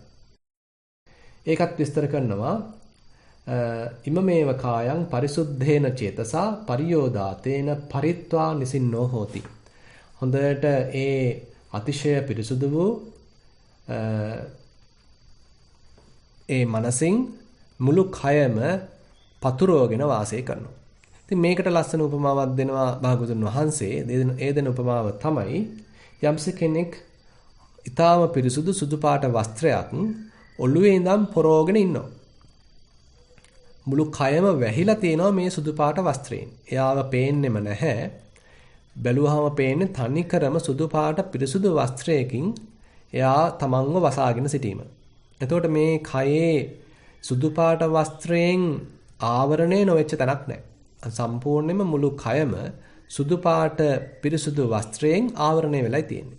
ඒ වගේ කියනවා මේ පිරිසුදු වූ අතිශය පාරිශුද්ධ වූ උපේක්ෂා සහගත ඒ ස්වභාවයෙන් ඒ මානසික තත්වයෙන් ඒ පිරිසුදු බවින් සතිමත් බවින් මුළු කයම සිතම වෙලාගෙන ඉන්නවා මෙන්න මේ චතුර්ථ ධානයේදී. ඒතර භාගතුන් වහන්සේ මේ චතුර්ථ ධානයත් ඔය ආකාරයෙන් විස්තර කරනවා. ඒතර මේ අවස්ථාවේදීත් අර කලින් කිව්වා වගේම මෙබඳු ධානයක් තව දියුණු කරන්න හිත එළියට යන්නේ නැහැ. එළියේ සැප හොයන්න යන්නේ නැහැ. එළියෙන් තෘප්තිමත් වෙන්න යන්නේ. ඒ වෙනුවට ඇතුළතම තෘප්තිමත් බවක්, ඇතුළතම සතුටක්, ඇතුළතම ප්‍රීතියක්, ඇතුළතම ඒකාග්‍රතාවයක් ඇති වෙන්න පටන් ගන්නවා. අජ්ජත්තමේව චිත්තං සම්තිට්ඨති සම්නිසීදති ඒකෝදි හෝති සමාධියති. ඇතුළතම හිත හොඳට පිහිටනවා. ඇතුළතම හිත හොඳට හිඳ ගන්නවා. ඒ වගේමයි ඇතුළතම හිත ඒකාග්‍ර වෙනවා, සමාධිමත් වෙනවා. දැන් පින්වත්නි විශේෂයෙන්ම අපි මතක් කරගත්තා මෙතන එක්තරා මට්ටමකට තමයි මේ කායගත සතියේදී විපස්සනා පැත්තෙන් ගත්තොත් විස්තර කරලා තියෙන්නේ. මේ ගැඹුරු විපස්සනාවක් මෙතන සඳහන් වෙලා නැහැ. ඒ වෙනුවට කොහොමද කෙනෙක් ඉස්සෙල්ලා කයට හිත ගන්නෙ කියන කාරණාව තමයි නැවත නැවත මතක් කරලා දෙන්නේ. ඒ කියන්නේ අපිට එකපාරටම කෙලසුන්ගෙන් තොර හිතක් හදාගන්න බෑ. ඒ වෙනුවට අඩුතරමින් අතීතය අනාගතය ඔස්සේ ගිහිල්ලා වික්ෂිප්ත වෙන්නේ නැති මේ පැටලෙන්නේ නැති ඒවත් එක්ක ගිහිල්ලා පසුතැවෙන්නේ නැති හිතක් මේ කයම උපයෝගී කරගෙන කයම නැංගුරමක් කරගෙන හදාගන්නා ආකාරය තමයි නැවත නැවත වර්ණනා කරලා තියෙන්නේ. මොකද ඒ බඳු කය ඇසුරු කරගන්න හිතක් ඊට පස්සේ අපිට සකස් කරලා තව ගුණ දියුණු කරන්න, තව හැකියාවන් දියුණු කරන්න, ඊට වඩා සූක්ෂම මට්ටමකට යන්න, ප්‍රඥාව දියුණු කරගන්න මේ සකස් කරලා ගන්න පුළුවන්. එහෙම නැතුව මේ අතීතය ඔස්සේ අනාගතය ඔස්සේ අරයා ගැන මෙයා ගැන අතන ගැන මෙතන ගැන හිතා පැන යන හිතක් අර ඒ වමනා කරන ආධ්‍යාත්මික හැකියාවන් දියුණු කරගන්න නතු කරගන්න අමාරුයි. ඒ නිසා හරියට නිකන් අර කැලෑවෙන් ගෙනාපු වනාන්තරයෙන් අල්ලගෙන ආපු මේ වනාලියෙක් හොඳට ශක්තිමත් වැටක් ඇතුලේ හීලෑ කරනවා වගේ. හොඳට එයාට ක්‍රමානුකූලව මේ ශක්තිමත් වැටක් ඇතුලේ ඒ සතාව වනාලියව අපි හීලෑ කරගත්තොත් ඊට පස්සේ මේ වනාලියගෙන් අර හීලෑ තත්ත්වයටපත් වෙච්ච අලියගෙන් ඕන තරම් ප්‍රබල ප්‍රයෝජන ගන්න පුළුවන්. එයාත් එක්ක මගුල් ඇතා විදිහට පාවිච්චි කරන්න පුළුවන්, යුද්ධයකට අරන් ගිහිල්ලා සතුරන් ජය ගන්න පුළුවන්. එහෙම නැත්නම් අතිශය ප්‍රබල බර වැඩක් තියෙනවා නම් ඒ වැඩෙත් ගන්න පුළුවන්. ඒ වගේ මේ ඇතාව හොඳට හීලෑ කරලා ගන්න අවශ්‍යයි මූලික පියවර වශයෙන්. එහෙම නැතුව වල්ලාලියකින් අපිට ඔය දේ කරගන්න හම්බෙන්නේ නැහැ. ඒ වගේ තමයි අපේ හිතත් මුලින් මෙන්න මේ කියන හීලෑ බවකට, කීකරු බවකට, ඒකාග්‍ර බවකට පත් කරගත යුතුයි. ඉතින් ඒක තමයි ඇත්තටම මේ කායගත සති සූත්‍රයේ පුරාම භාගතුන් වහන්සේ මතක් කරන්නේ කොහොමද මේ හිත කීකරු කරගන්නේ? අපිට ඕන විදිහට මෙයාව හසුරවගන්නේ කොහොමද? අපේ 16ක් බවට මේ හිතපත් කරගන්නේ කොහොමද? අර කොයි තරම් සද්දන්ත ඇත්රාජයෙක් වුණත් හොඳට මෙල්ල කළා හීලෑ කළා ගත්තාම ඒ සතා කොච්චර සද්දන්ත වුණත් අපි කියන දේ තමයි අහන්නේ. අර ඇත්ගොව්ව කියන දේ තමයි ඊට පස්සේ කරන්නේ. කොටන් අදින්න කිව්වහම කොටන් අදිනවා. නැත්තම් මොකක් හරි බරපතල වැඩක් කරන්න කිව්වහම ඒ බරපතල වැඩේ කරනවා. මගුල් හස්තිය වශයෙන් ඉන්න කිව්වොත් අන්න ඒ වැඩේ කරනවා. එහෙම නැත්තම් ලංකාවේ ඔන්න දැන් ධාතු කරඬුව දලදා වහන්සේ වඩම්මන්න කියලා කිව්වොත් ඉතින් ඒකත් කරනවා. එච්චරට මේ සත්තන්ත හස්ති රාජයා කීකරු වෙලා තියෙනවා. කොච්චර ශක්තිමත් වුණත් එයා දැන් කීකරුයි. ඒ වගේමයි අපේ හිතත්. අපේ හිතේ අප්‍රමාණ වූ ශක්තියක් තියෙනවා. නමුත් අර ඉබාගාතේ යනකොට අතීතයට අනාගතයට ඔහේ පැන පැන යනකොට අතනට මෙතනට පැන පැන යනකොට අරයා මෙයා ගැන හිතා ලත වෙනකොට මේ හිතේ ඒ ශක්තිය හීනයි. ඒ ශක්තිය දීනයි. එහෙමනම් අපි මේ හිතෙන් වැඩක් ගන්න නම් මුලින්ම මේ හිත හීකරු කරගත යුතුයි. මේ හිත අපිට උවමනා විදියට සකස් කරගත යුතුයි. තාම හැබැයි ප්‍රබල වැඩේ ගත්තෙත් නැහැ. මේ සකස් කර ගැනීම, හිත හීලෑ කර ගැනීම, අපිට නතු කර ගැනීම තමයි මේ කායගත සති සූත්‍රයේ පුරාම පෙන්වන්නේ. එතකොට අන්න ඒ නතු කරගත්ත හිත තවදුරටත් ප්‍රඥාවෙන් වර්ධනය කරන එහෙම නැත්නම් සතියෙන් තව තව ආඩ්‍ය කරන ගතියක් සතිපට්ඨාන සූත්‍රයේදී කියලා දෙනවා. ඒ කොටස ඇත්තටම මේ කායගත සති සූත්‍රයේ අන්තර්ගත වෙලා නැහැ. කීකරු කිරීම, නතු කර ගැනීම, ආණ්ඩු මට්ටු කිරීම ගැන තමයි විශේෂයෙන්ම මූලිකත්වය දීලා සඳහන් කරලා තියෙන්නේ. එතකොට දන්න දැන් යෝගාවචරයේකට උරුම වෙනවා කයත් එක්ක තියෙන හිතක්. කය ඇසුරු කරන සිතක්. කයේම ඒකාග්‍ර වෙච්ච, කයේම සමාධිමත් වෙච්ච හිතක්. ඒතර ඒ බඳු හිතක් තමයි පස්සේ අපි තව තව දියුණු කළා මේ ප්‍රඥාවකින් තෙදවත් කළා මේ හිතේ තියෙන යම්කිසි අගුණ දුර්වලකම් දුරු කළා, කෙලෙස් දුරු කළා, ඒ ඌමනා කරන ශක්තියින් දියුණු කළා, බොජ්ජංග ධර්ම දියුණු කළා තව ඉස්සරහට ගන්න. ඉතින් ඒ බඳු කටයුතු රැසක් ඉතින් ඇත්තටම අපිට යෝගාවචරයෙන් වශයෙන් කරන්න තියෙනවා. ඉතින් කායගත සතියේ සූත්‍රයේ මුල් කරගත්ත මේ ධ්‍යාන සම්බන්ධ කොටස එතකොට අපිට මේ විදිහට අවසන් කරන්න පුළුවන්. ඒතර මේ සූත්‍රයේ තව ඉතිරි වෙලා තියෙන්නේ ඇත්තටම භාගතුන් වහන්සේ මේ සූත්‍රය ගැන කරන වර්ණනාවක්. ඒකෙදී විවිධාකාර උපමා උපමේය දෙමින් මේ කායගත සතියේ තියෙන ප්‍රබල බව, මේ කායගත සතියෙන් හදාගත්ත හිතක් ඉස්සරහට තව දියුණු කරන්න පුළුවන් ආකාරය, එහෙම නැත්නම් දියුණු කරන්න පුළුවන් කියන සාධනීය පැත්ත බුදුරජාණන් වහන්සේ ඊට පස්සේ උපමා උපමේය ආශ්‍රයෙන් විස්තර කරලා දෙනවා. ඉතින් අපි ඒ ගැනත් යම්කිසි සාකච්ඡාවක් එන සතියේදී කරන්න බලාපොරොත්තු වෙමින් අද ධර්ම දේශනාව අවසන් කරනවා. සියලු දෙනාටම තෙරුවන් සරණයි. හොඳයි පින්වත්නි, අපි එහෙමනම් ධර්ම දේශනාව අවසානයේ මේ ධර්ම දේශනාව ආශ්‍රයෙන් මේ පින්වතුන්ට යම්කිසි ප්‍රශ්නයක් එහෙම පැන නැගුණා නම් ඒකට ඒව විසඳ ගන්න අවස්ථාව තියෙනවා. එහෙම නැත්නම් තමන්ගේ භාවනාව සම්බන්ධයෙන් යම්කිසි ගැටලුවක් මත වෙලා තියෙනවා නම් ඒවත් සාකච්ඡා කරන්න අවස්ථාව තියෙනවා. ඒ නිසා මම දැන් අවස්ථාව දෙනවා මේ යම්කිසි ප්‍රශ්නයක්, ගැටලුවක්, සැකයක් තියෙනවා නම් ඒක ඉදිරිපත් කිරීම සඳහා.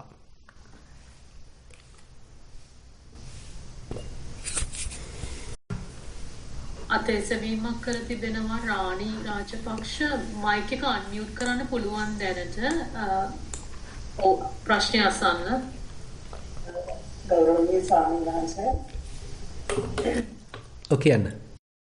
ස්වාමීන් වහන්සේ මට අනිකෝගේ මහත්මයෙන් සමාවෙන්න ඕනේ. මම මේ ස්වාමීන් වහන්සේ ප්‍රශ්නයක් අහන්න බලාපොරොත්තු වෙන්නේ මේ ධර්ම දේශනාවේදී සම්බන්ධයෙන් නෙමෙයි.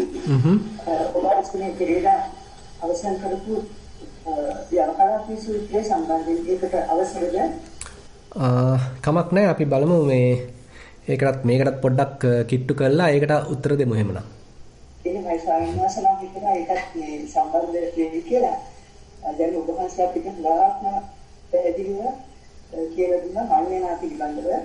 ඒකත් ස්වාමීන් වහන්සේ අපි පස්සිරන්ගේ යම් සංඥාවක් ගන්නවා ඒක මඤ්ඤණා කරනවා ඒක දෙයක් බවට පත් කරගන්නවා ඒක සංජානනය කරනවා එතකොට එතනින් අපි ප්‍රපංච වලට යනවා. ඔව්. ඒකත් එතන මහා එතන විඤ්ඤාණයක් සිද්ධ වෙනවා සිදුවේ ඒක දිගින් දිගට ගිහිල්ලා යනවා විශ්ව චක්‍රයක් විදිහට. ඔව්.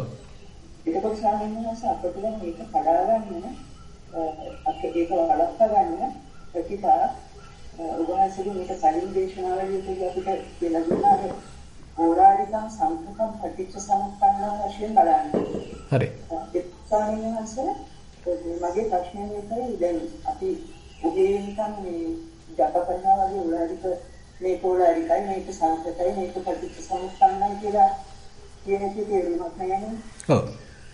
ඒකම අදීක කොහොමද ඇත්තටම මේ කලදායි දේශ ප්‍රායෝගිකව යොදාගන්නේ. හොඳයි. ඒක දෙවි බලනවා කොහොමද කියන්නේ ස්වාමීන් වහන්සේ. හොඳයි. මේ ප්‍රශ්නෙට උත්තරේ අපිට ඒ දැන් රාණිමෑණිය විස්තර කරපු මට්ටමට යන්න කලින් අපිට ඊට මෙහා විසඳුමක් අද කායගත සති සූත්‍රයටත් මුල් කරගෙන කතා කරන්න පුළුවන්. අපේ හිත නිරන්තරයෙන් කතන්දර ගොතනවා නම් අතීතයේ ඔස්සේ කතා කී ඉන්නවා, අනාගතයේ ඔස්සේ සිහිනමවමවා ඉන්නවා, සනසුම් හදා ඉන්නවා. ඉතින් ඒවා දිගට අතුයිති විහිදලා යනවා කතන්දරයක් ගොතනවා. ඉතින් අපි ඕකට කියනවා ප්‍රපංචයක් කියලා. ඉතින් එතකොට ඒ ප්‍රපංචකරණය නතර කරගන්න තියෙන එක ප්‍රධාන උපක්‍රමයක් තමයි කායට හිත යෙදීම කියන එක. කායනුපස්සනාව කියන එක. මොකද කයේ හිත තියෙන තාක් නැත්තම් කායික අරමුණක හිත රැඳිලා තියෙන තාක් ප්‍රපංචයේ තියෙන ඉඩ හුඟක් අඩුයි. මොකද උදාහරණයක් වශයෙන් මේ කය ඇවිදිනකොට එතන අපිට සිහිය පවත්වන්න තියෙනවා නම් ඒ කාර්යය නැවත කරන්න තියෙනවා නම් එතකොට අර වෙන දේවල් හිතා ඉන්න හැකියාවක් නැහැ. එහෙම නැත්නම් අපි හිතමු කෙනෙක් ආනාපාන සතියක් දියුණු කරනවා. ආස්වාස ප්‍රස්වාස ක්‍රියාවලිය නිරන්තරයෙන් සිද්ධ වෙනවා. එක ආස්වාසයක් බලලා ඉවරනකොට ඔන්න ඊළඟ ප්‍රස්වාසය ඇවිල්ලා. ඒ ප්‍රස්වාසය බලලා ඉවරනකොට ඔන්න ඊළඟ ආශ්වාසය ඇවිල්ලා. එතකොට අපිට තේරෙනවා සෑහෙන වැඩ කටයුත්තක් මේ හිතට පැවරෙනවා. එතකොට ඒ වැඩ කටයුත්තේ නිරත වෙන්න තියෙන නිසා එයාට අර අතීතය අල්ලගෙන අනාගතය අල්ලගෙන ප්‍රපංච කර කතන්දර ගොත ඉන්න තියෙන අවකාශය දුර වෙලා යනවා. ඒ නිසා ප්‍රපංචකරණයට ලොකු පහරක් මේ කායගත සතිය හරහා ලැබෙනවා. ඉතින් ඒක එක පැත්තක්. ඒ වගේමයි යම්ස කෙනෙක් වේදනානුපසනාවක් වඩනවා නම් ඒකෙත් කියන්න තියෙන ඔය දෙයමයි. ඒ විවිධාකාර වේදනා මුළු කය පුරාම පහළ වෙන්න පුළුවන්. සැප වේදනාව වෙන්න පුළුවන්, දුක් වේදනාව වෙන්න පුළුවන්, උපේක්ෂා වේදනාව වෙන්න පුළුවන්. ඉතින් ජීවත් වෙන මිනිස්සය වශයෙන් කොයි වෙලාවෙත් මේ කයේ කුමක් හෝ වේදනාවක් තියෙනවා. ඉතින් අපිට පුළුවන් මේ වේදනාවක අපේ හිත රඳවන්න. මේ වේදනාවක අපේ හිත රඳවනකොටත් ඒ වේදනාව ගැන අපි නැවත විමසනකොටත් එයාට හිතට වෙලාවක් නැහැ අර අතීතය අනාගතය අල්ලගෙන කතන්දර කියන්න. එතකොටත් අන්න අපේ හිත ප්‍රපංච වලින් මිදෙනවා. ප්‍රපංච අපිව අතහැරලා යනවා. ඒ වගේමයි දැන් රාණිමෑණිය අහපු ප්‍රශ්නෙට අපි දැන් එන්න පුළුවන් චිත්තානුපස්සනාවෙත් කෙනෙක් යෙදෙනවා නම් අන්න එයාට හිත දිහා මේ හිතේ පැන නගින ප්‍රපංචය ඍජුවම හඳුනා ගැනීමේ හැකියාව දැන් තියෙන්න ඕනේ. ඒ කියන්නේ එකපාරටම මේක කරන්න අමාරුයි. කායනුපස්සනාවක වේදනානුපස්සනාවක නිරත වෙලා හොඳට හදාගත්ත සතියක් තියෙන කෙනෙකුට තමයි චිත්තානුපස්සනාව සාර්ථකව කරගන්න පුළුවන්. එයා ඇත්තටම අත්දැකලා තියෙන්න ඕනේ සිතිවිලි වලින් තොර සංසුන් නිහඬ මනසක් අත්දැකලා තියපු කෙනෙක්. අත්දැකපු කෙනෙක් වෙන්න ඕනේ. ඒතර එයාට අත්දැකීමෙන් දන්නවා කිසිම කතන්දරයක් නැති හිතක ස්වභාවයක් එයා හඳුනගෙන තියෙනවා. කතන්දර කියන්නේ නැති නිශ්ශබ්ද වෙච්ච, නිහඬ වෙච්ච, සංසුන් වෙච්ච මනසක ස්වභාවය කෙටි කාලයකට හෝ අත්දකපු යෝගාවචරයේ කායනුපස්සනාව හරහා ගිහිල්ලා වෙන්න පුළුවන්, වේදනානුපස්සනාව හරහා ගිහිල්ලා වෙන්න පුළුවන්. එහෙම ඒ සංසුම් මනසක ස්වභාවය අත්දකපු යෝගාවචරයේ තමයි ඔන්න දැන් චිත්තානුපස්සනාවක යෙදෙන්නේ. දැන් එයා ඒ සංසුම් ස්වභාවය, නිශ්ශබ්ද ස්වභාවය, කතන්දර කියන්නේ නැති, කතන්දර ගොතන්නේ නැති මනස පැවැත්වීම සඳහා උත්සාහන්ත වෙනවා. එහෙම ඒ తත්වය පවත්වමින් ඉන්නකොට අර පරණ තියෙන පුරුද්දට ගිහිල්ලා මොකක් හරි අරමුණක් දැන් අල්ල ගන්නවා. ඒ අල්ලගත්තාම එයාට තමයි තේරෙන්නේ මේ කලින් හිටිය තැනට සාපේක්ෂව මේ අල්ලපු තැන හරි රළුයි. ඒක හරි ගොරෝසුයි. ඒක හරි ඕලාරිකයි.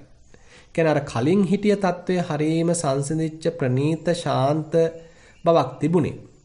සරල බවක් තිබුණේ. හැබැයි දැන් මේ අල්ලපු ස්වභාවයෙන් නිසා මේ ආයෙත් හිත ගොර හැඩි වෙලා, ආයෙත් හිත රළු වෙලා, ආයෙත් හිත බර වෙලා කියලා එයාට ඒක දැනෙන්න ඕනේ. එයා ඒක මේ පොතේ තිබුණා කියලා හිතනවා නෙමෙයි.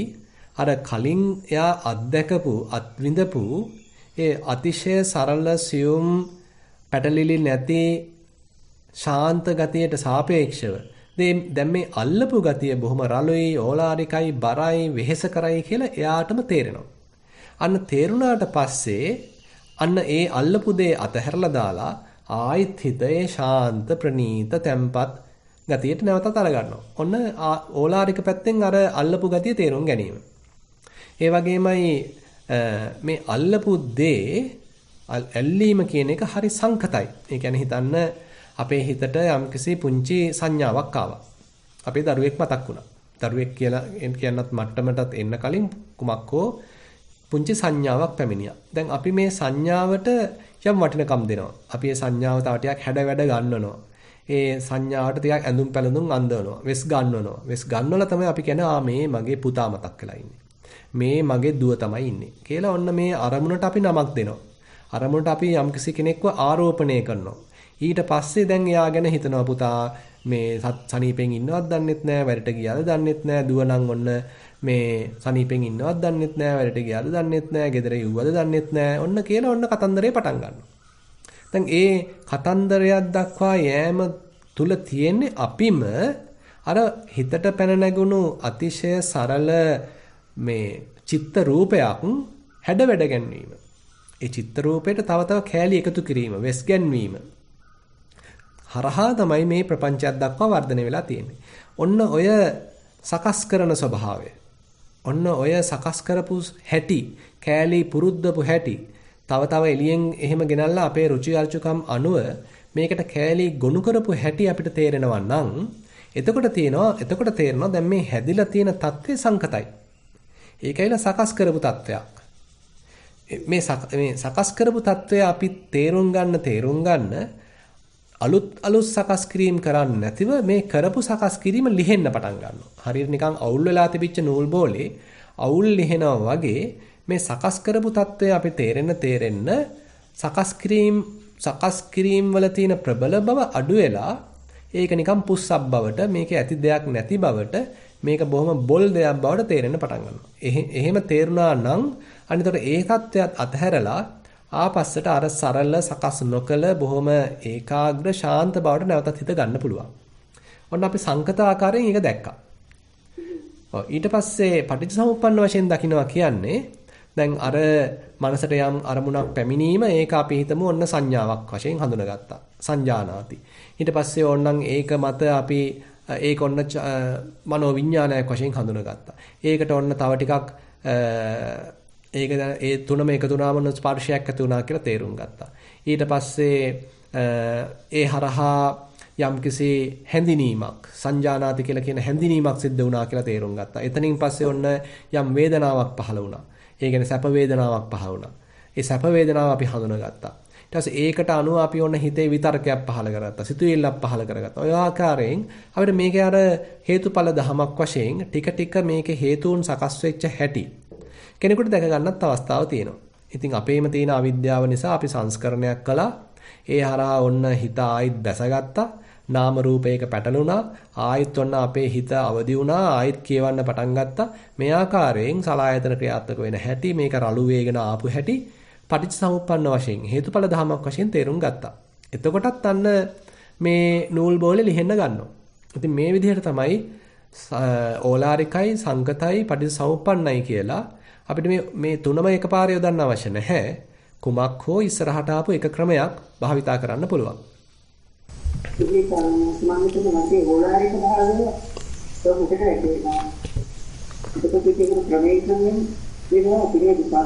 ඔව් ඒ කියන්නේ අර හිත ඒ ඕලාරික බව හඳුනන්න නම් ඊට වඩා සූක්ෂම බවක් ඇසුරු කරලා ලැබපු අත්දැකීමක් තියෙන්න ඕනේ. සංසන්දනයක් එතකොට ඉබේටම වෙනවා.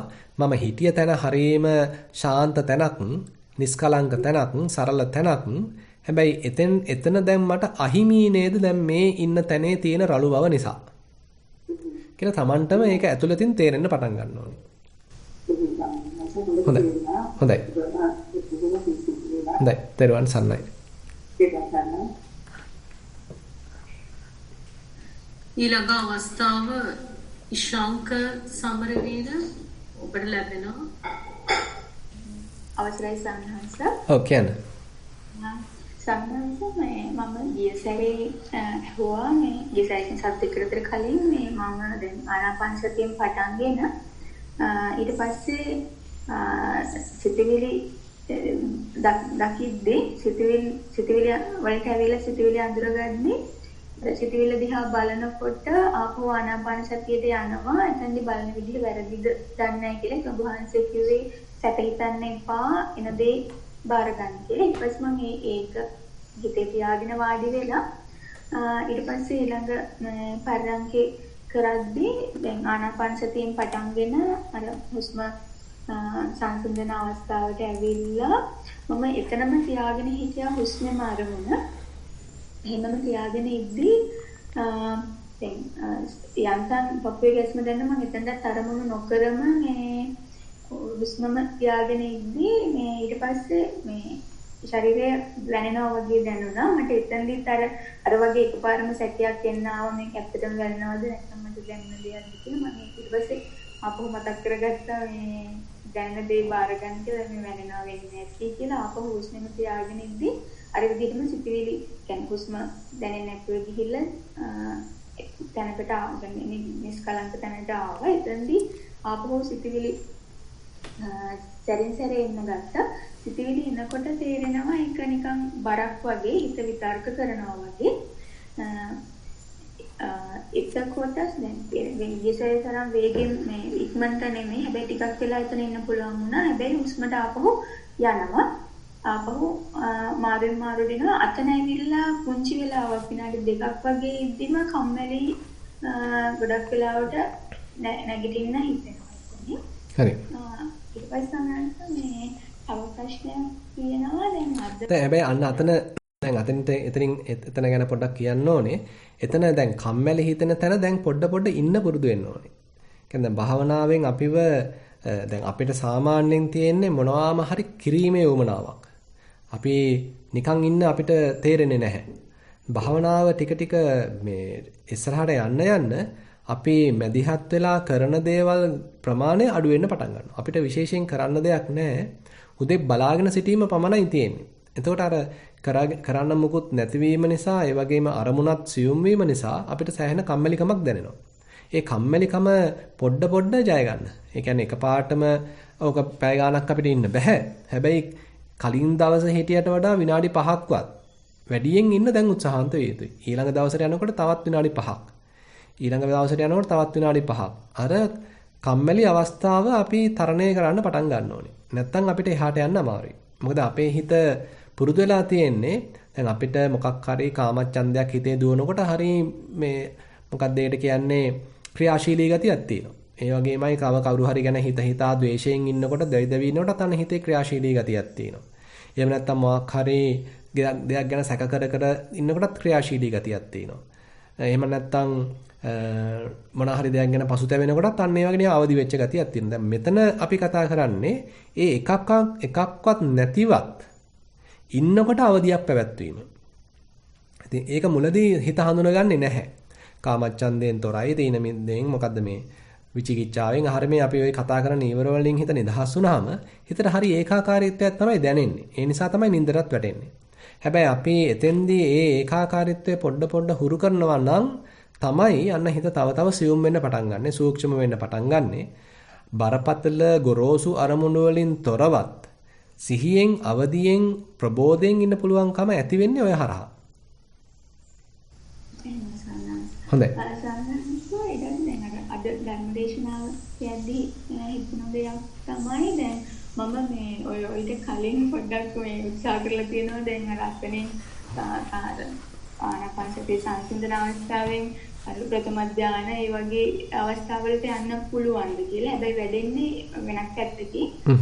ඊට පස්සේ තමයි එක සැරයක් මේ කියන්නේ දැන් වෙනදා වේදනාවල් එහෙම දැනෙනවම එතන අරමුණු කරනවා. එහෙම නැතුව ආනාපාන සතියේම නාසිකාග්‍රේ ආනාපාන සතිය දැනෙන්නේ නැති වෙලාවෙත් එතනම හිත තියාගෙන හිටියා. හරි. එතකොට වෙන පැති කියන්නේ වේදනාවල් පැත්තකින් පේනවා වගේ පේනවා. පෙන්ලා නැති වෙලා යනවා. හරි. ඊට පස්සේ ආනාපාන සතිය අර නොදැනෙන අවස්ථාවේ නිකන් අර මතකයන් එනවා කියන්නේ සංඥා වගේ එනවා. ගොඩක් වෙලාවට එන්නේ පොඩි කාලේ මතකයන්. නැති වෙලා යනවා. එහෙම ගිහිල්ලා ඒත් මේ හිත ගොඩාක් අර සංසිඳෙච්ච තැන නිදහස් තැනකට එනවා. ඒ වුණාට අර වගේ කියන්නේ මේ අවස්ථාවකට එහෙම යන්න බෑ. එතකොට දැන් අර සමත වශයෙන් වඩනවා විදර්ශනා වශයෙන් වඩනවා කියන එකේ වෙනස මොකක්ද කියන ප්‍රශ්නයක් වගේ.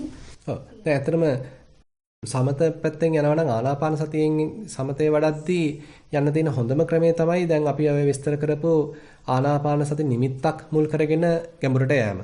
එතෙන්දී ඒ කියන්නේ ඒ දැන් විපස්සනාවට වඩා හාත්පසින්ම වෙනස්. දැන් විපස්සනාව නම් සංඥා වලට අහු වෙන්නේ නැති ස්වභාවය තියෙන්නේ. මෙතන තියෙන්නේ ඇත්තටම මේ සංඥාවක් මේක හැබැයි අර අපේ එදිනෙදා සංඥාව නෙමෙයි.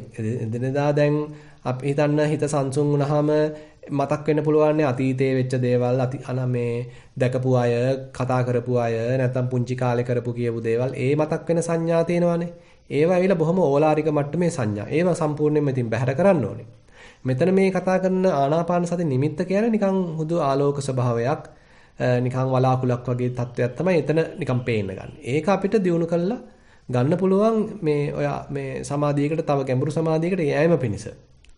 ඉතින් එහෙම එකක් පහළ වෙන්නේ නැත්නම් ඒ ගැනත් වැඩි ප්‍රශ්නයක් ඇති කරගන්න ඕනෙත් නැහැ. ඉතින් ඇත්තටම මේ සූත්‍රයේ ධ්‍යාන තියෙන නිසා ඔය ගැන සාකච්ඡා කළේ. එතනින් අදහස් වෙන්නේ නැහැ අපි අනිවාර්යයෙන්ම ධ්‍යාන වැඩි යුතුයි අනිවාර්යයෙන්ම මේක අත්‍යවශ්‍යයි කියලා එහෙම නියතයක් නැහැ. ඒ වෙනුවට හොඳට හිතේ ඒකාග්‍රතාවයේ දියුණු වෙලා ආනාපාන සතිය වඩ아가ගෙන යනකොට අපි අර කතා කරන පස්සම්භයං කාය සංඛාරං කියන මට්ටම අපිට ගන්න පුළුවන් නම්. ඒ කියන්නේ හොඳට හිත තැම්පත් වෙලා තියෙනවා. ආස්වාස ප්‍රස්වාසයේ හොඳට සමනය වෙලා තියෙනවා. මොකද්ද පුංචි සංඥාවක් පුංචි දැනීමක් විතරයි දැන් අපිට තියෙන්නේ. මේ දෙකේ ආස්වාස ප්‍රස්වාසයේ දෙකේ වෙනස පවා හඳුනා ගන්න බැරි තරමට හිත සියුම් වෙලා තියෙනවා. සමාධිමත් වෙලා තියෙනවා. අන්න ඔය මට්ටම අපිට ගන්න පුළුවන් නම් ඉන් එහාට හිමීට හිත යනාත බලලා අපිට එයාට උනන්දු කරවන්න පුළුවන්. ඒ යනාත සමාලාවට ආනාපාන සතිය හරහාම විපස්සනා වැඩෙන පැත්තක් වෙන්නත් පුළුවන්.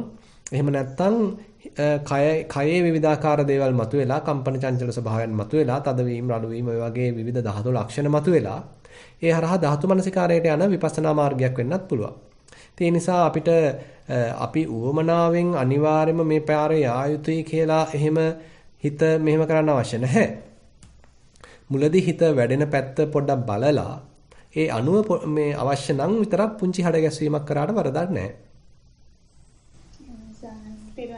හොඳයි, තෙරුවන් සරණයි.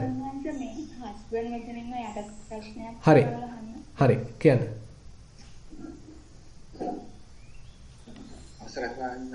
ඔව්.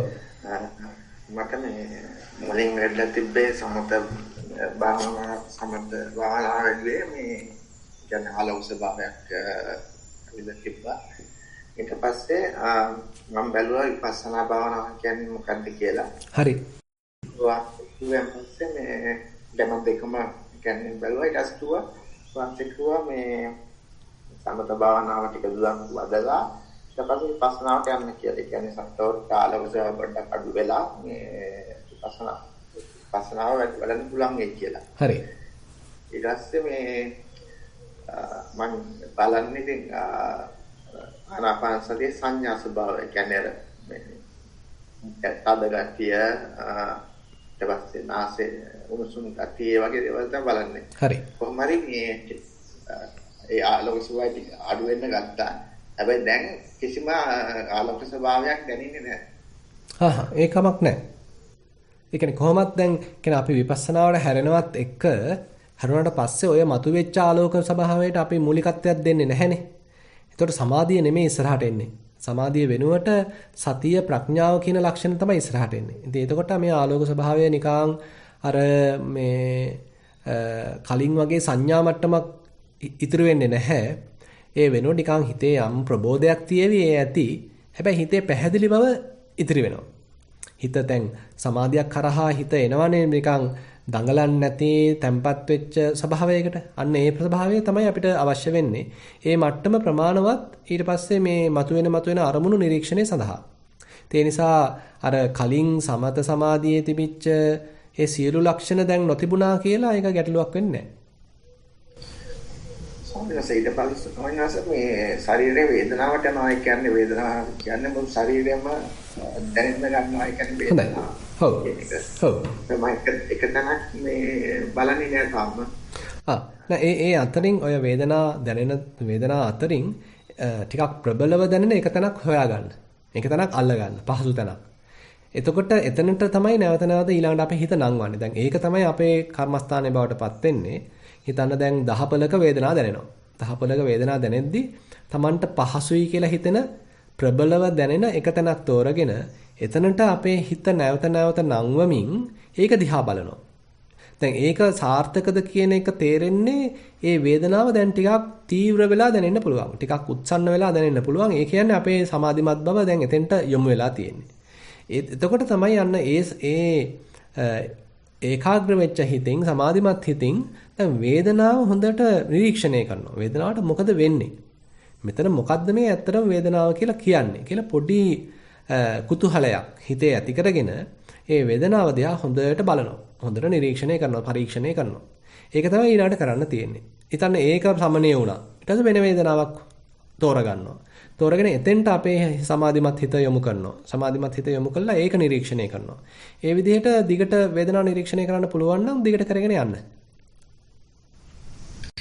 සංකල්ප මේ ආනාපාන සතිය සංසිඳනකම් එන්නවද දැන් වේදනාව ඒකදී ඇත්තටම තීරණය වෙන්නේ දැන් හිතන්න වේදනාවක් බලන්න අපි ඉක්මනටම බලන්න පටන් ගත්තොත් හිතේ ඒකාග්‍රතාවයක් දියුණු වෙලා මදි නම් හිත ආපහු ඉති වෙන තැන් වලට දුවනවා. හැබැයි හිතේ ඒකාග්‍රතාවය හොඳට දියුණු වෙලා නම් හිත වෙන තැන් වලට දුවන්නේ නැහැ. අර අපි තෝරගත්ත වේදනාව ආශ්‍රයේම හිත තියෙනවා.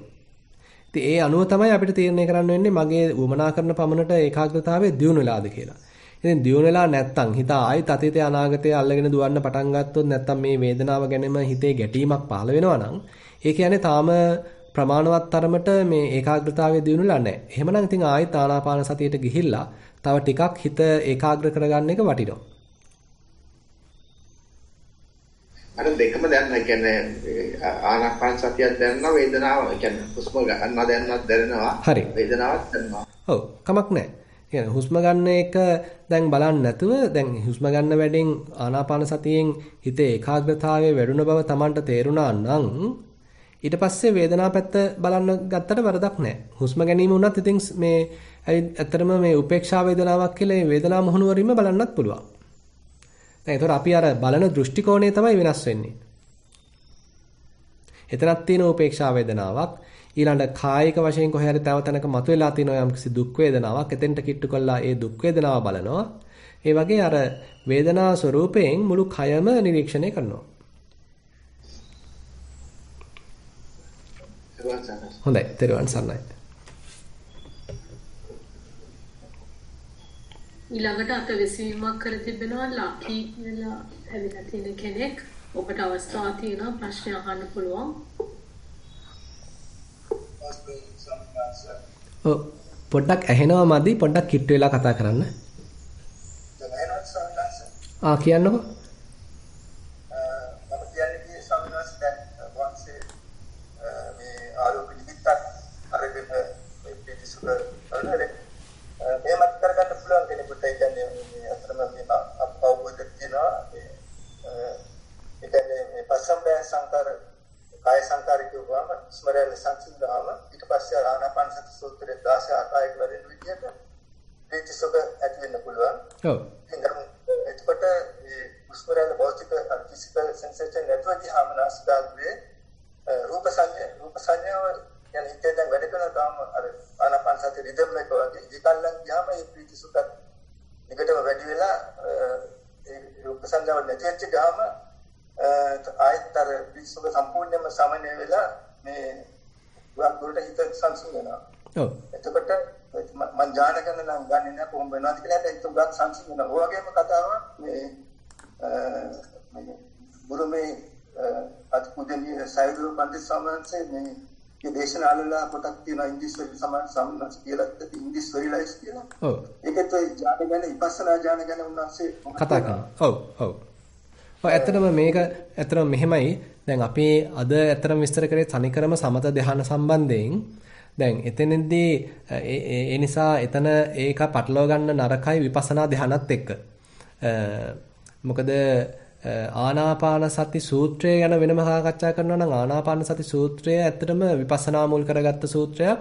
ඒ ක්‍රමානුකූලව කොහොමද ඒ කියන්නේ මුල කොටසදී කායානුපස්සනාව වඩමින් ඊළඟ කොටසදී වේදනානුපස්සනාව වඩමින් ඊට පස්සේ චිත්තානුපස්සනාව අන්තිමට ධම්මානුපස්සනාව ආකාරයෙන් ඒ හතර කොටස් හතර අරගෙන 16 ආකාරයකින් ඒ සතර සතිපට්ඨාන වඩන ආකාරය විස්තර කරලා දෙනවා.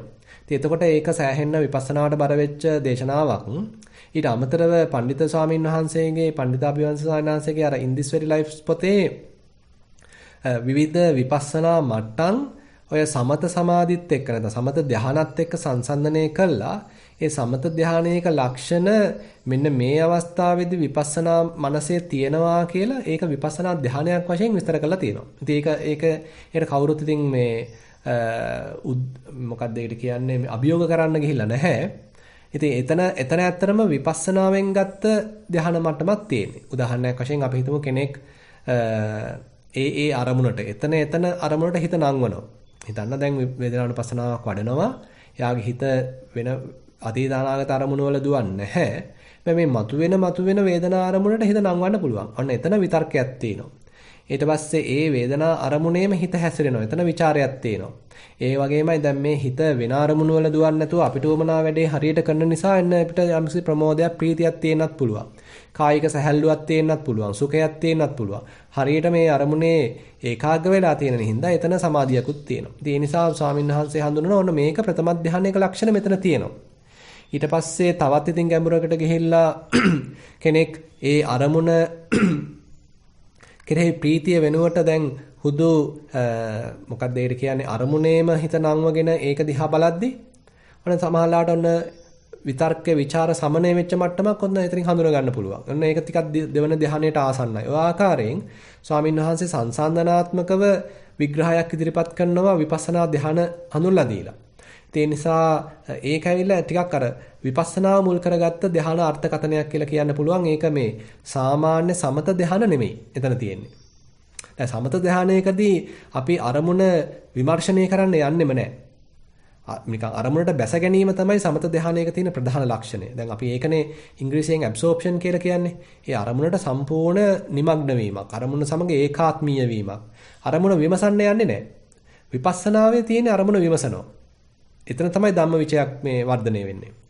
ඒ පැති දෙකක් කියලා තමයි කියන්න වෙන්නේ. එහෙමයි ස්වාමීන් වහන්සේ. ඒකට මම මේ කරගෙන යන විදිහ එහෙම කරගෙන යන්න මේ ඒ කියන්නේ දැන් මහත්තයා දැන් ආනාපාන සතියද වඩන්නේ. එහෙමයි ස්වාමීන් වහන්සේ. චුට්ටක් විස්තර කරන්නකො මොකද්ද කරන්න කියලා? දැන් උස්ප ගන්න නැස්කා කරන්නේ මේ එතන මේ වදිනකොට ඒක මේ බලාගෙන ඉන්නවා ටික ඒක සංසුන් වෙලා එහෙමම ගතිය යනවා. ඒකට ඒක ඉස්සෙල්ලා ප්‍රීතියෙන් පටන් ගන්න එක නෙවෙයි. හරි. මොකද ප්‍රීති අගේ ප්‍රීති නිකටම ගලාගෙන යනවා වගේ දැනෙනවා. සුඛය ගලාගෙන අධ්‍යයනය කරනවා. ඊට පස්සේ මම කරන්නේ මේ ආනාපාන සති අර ෆිසිකල් සෙන්සේෂන් එක නැතුව ගියාම අර රූප සංඥාව අල්ලගෙන එතන නිකටම ඒ රිද්ම් එකට යනවා. ඒ රූප සංඥාවක් මොකක්ද අහුවෙන රූප සංඥාව?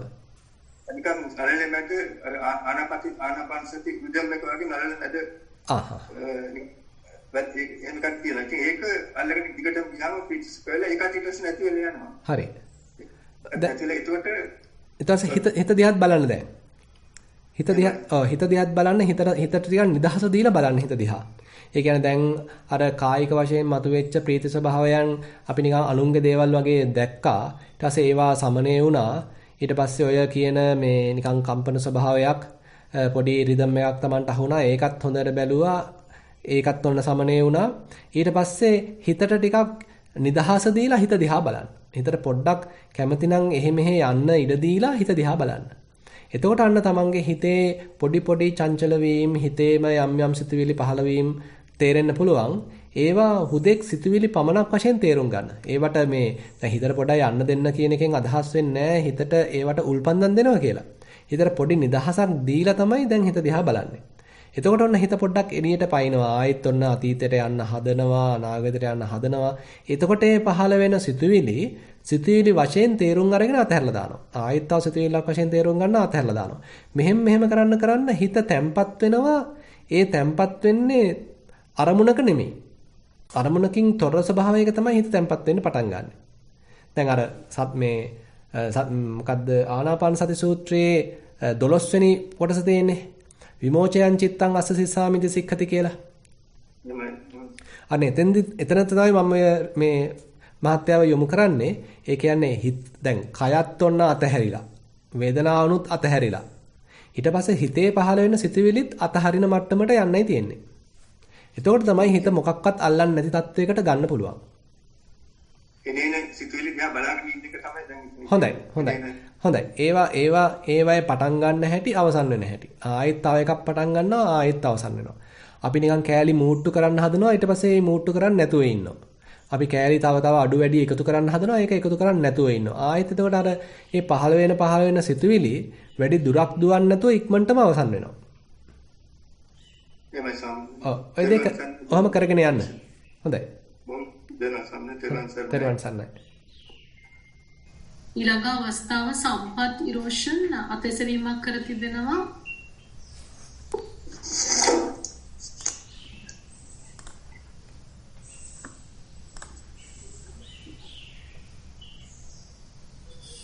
ස්වාමීන් වහන්සේ කියන්නේ ස්වාමීන් වහන්සේ මේ මට දැනගන්න ඕන මේ දෙවනි තුන්වෙනි ධානයේදී අපි මොකක් ගැනද අරමුණු කරන්න ඕන කියන එක තවදුරටත් හුස්ම ගැන අරමුණු කරනවද නැත්නම් සමහර වෙලාවට දැන් අර හුස්ම අසංයත වෙලා හුස්ම නැති වෙලා ගිය අවස්ථාවේදී මොකක්ද කරන්න කියලා ඊළඟට හිතලා මේ ප්‍රීතිය ගැන හරි සුඛය හරි ගැන හරි දිගින් දිගට ඒක ගැන හිතන්න ගිහිල්ලා සමහර වෙලාවට ව්‍යාකූල තත්වයකටපත් වෙලා ධානයෙන් මිදිලා ගිහින් භාවනාවෙන් නැගිටින්න ඕන වෙන වගේ දැනෙනවා.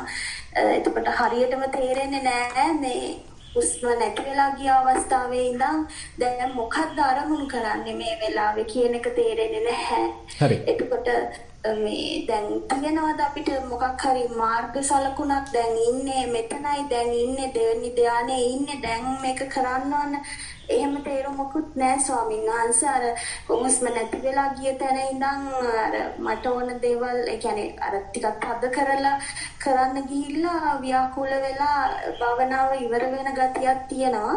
ඔව්. ආලෝක දෙපාරක් විතර පූර්ණ වුණා. ඒ ආලෝක සංඥාව දෙපාරක් විතර පූර්ණ වුණා කියලා හිතනවා මම. එතනින් එහාට ලොකුවට ආලෝක සංඥාවක් දැනුනේ නැහැ. මේ අර ප්‍රශ්නේ තමයි තියෙන්නේ ස්වාමීනි. ඒ කියන්නේ දැන් අපි නිවැරදිව ගැඹුරු සමාධියකට යන්න නම් ඔය කතා කරපු ධ්‍යාන මට්ටමකට යන්න නම් ආලෝක සංඥාව හරහා තමයි යන්න තියෙන්නේ. ඒ නිසා දැන් ඔය කියන විදිහට ආලෝක සංඥාව තාම තහවුරු වෙලා නැහැනේ. එතකොට අපි තාම මේකෙන් දෙවෙනි ධ්‍යානට යන්නේ කොහොමද තුන්වෙනි ධ්‍යානට යන්නේ කොහොමද කියන එක මෙතෙන්ට කිට්ටු කරගන්න අමාරුයි. මොකද තාම අපිට ආලෝක සංඥාවට බැසගත් ගතියක් නැති නිසා. තේරුණාද? ඔව්. ඒ නිසා දැනට මේ කියන්නේ ධ්‍යාන ගැන හිතන්න යන්න එපා. මොකද අපි ධ්‍යාන ගැන හිතන්න ගිහිල්ලා ධ්‍යාන වලට අනිවාර්යෙන් මං යා යුතුයි කොහොමම මොන ධ්‍යානෙද ඉන්නේ කියලා අපි හිතන්න ගියොත් එහෙම පැටලිල්ලක් වෙන්නේ. මොකද අපේ හිත දැහන්ගත වීම ධානාගත වීම කියන එක ටිකක් අර සමත පැත්තකින් ගිය යෝගාවචරයක් තමයි අත්දකින්නේ. ඉතින් හුඟක් වෙලාවට ඒක අපිට නොවෙන්න පුළුවන්. ඒ ගැන ඉතින් මේ පසුතැවෙන්න අවශ්‍යත් නැහැ. ඒකයි මම නැවත නැවතම මතක් කළේ.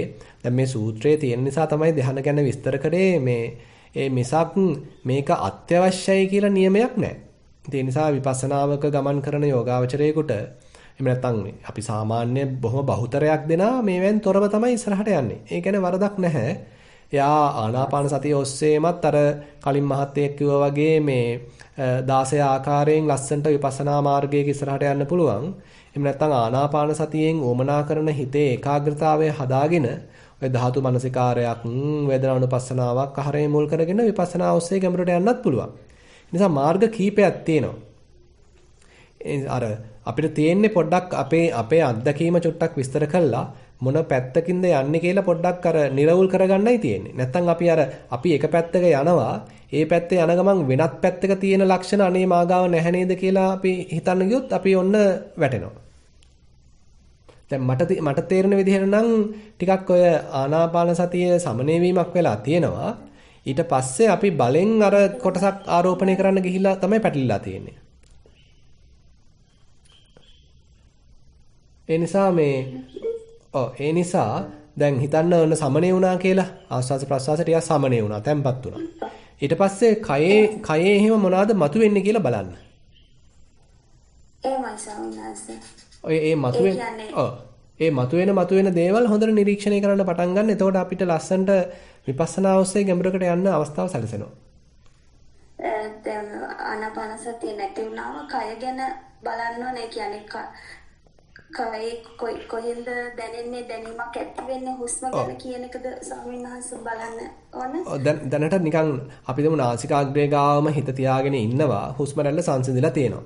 ඒතර මුකුත් නොකර පොඩි වෙලාවක් ඉඳලා බලන්න දැන් කොයි පැත්තටද මේ කටයුතු සිද්ධ වෙන්නේ කියලා. එක පාට අපිට බලෙන් මුකුත් කරන්න යන්නේ නැතිව ඔය தත්වයේ තුල පොඩ්ඩක් අපි සංසිඳීමෙන් ඉන්නවා.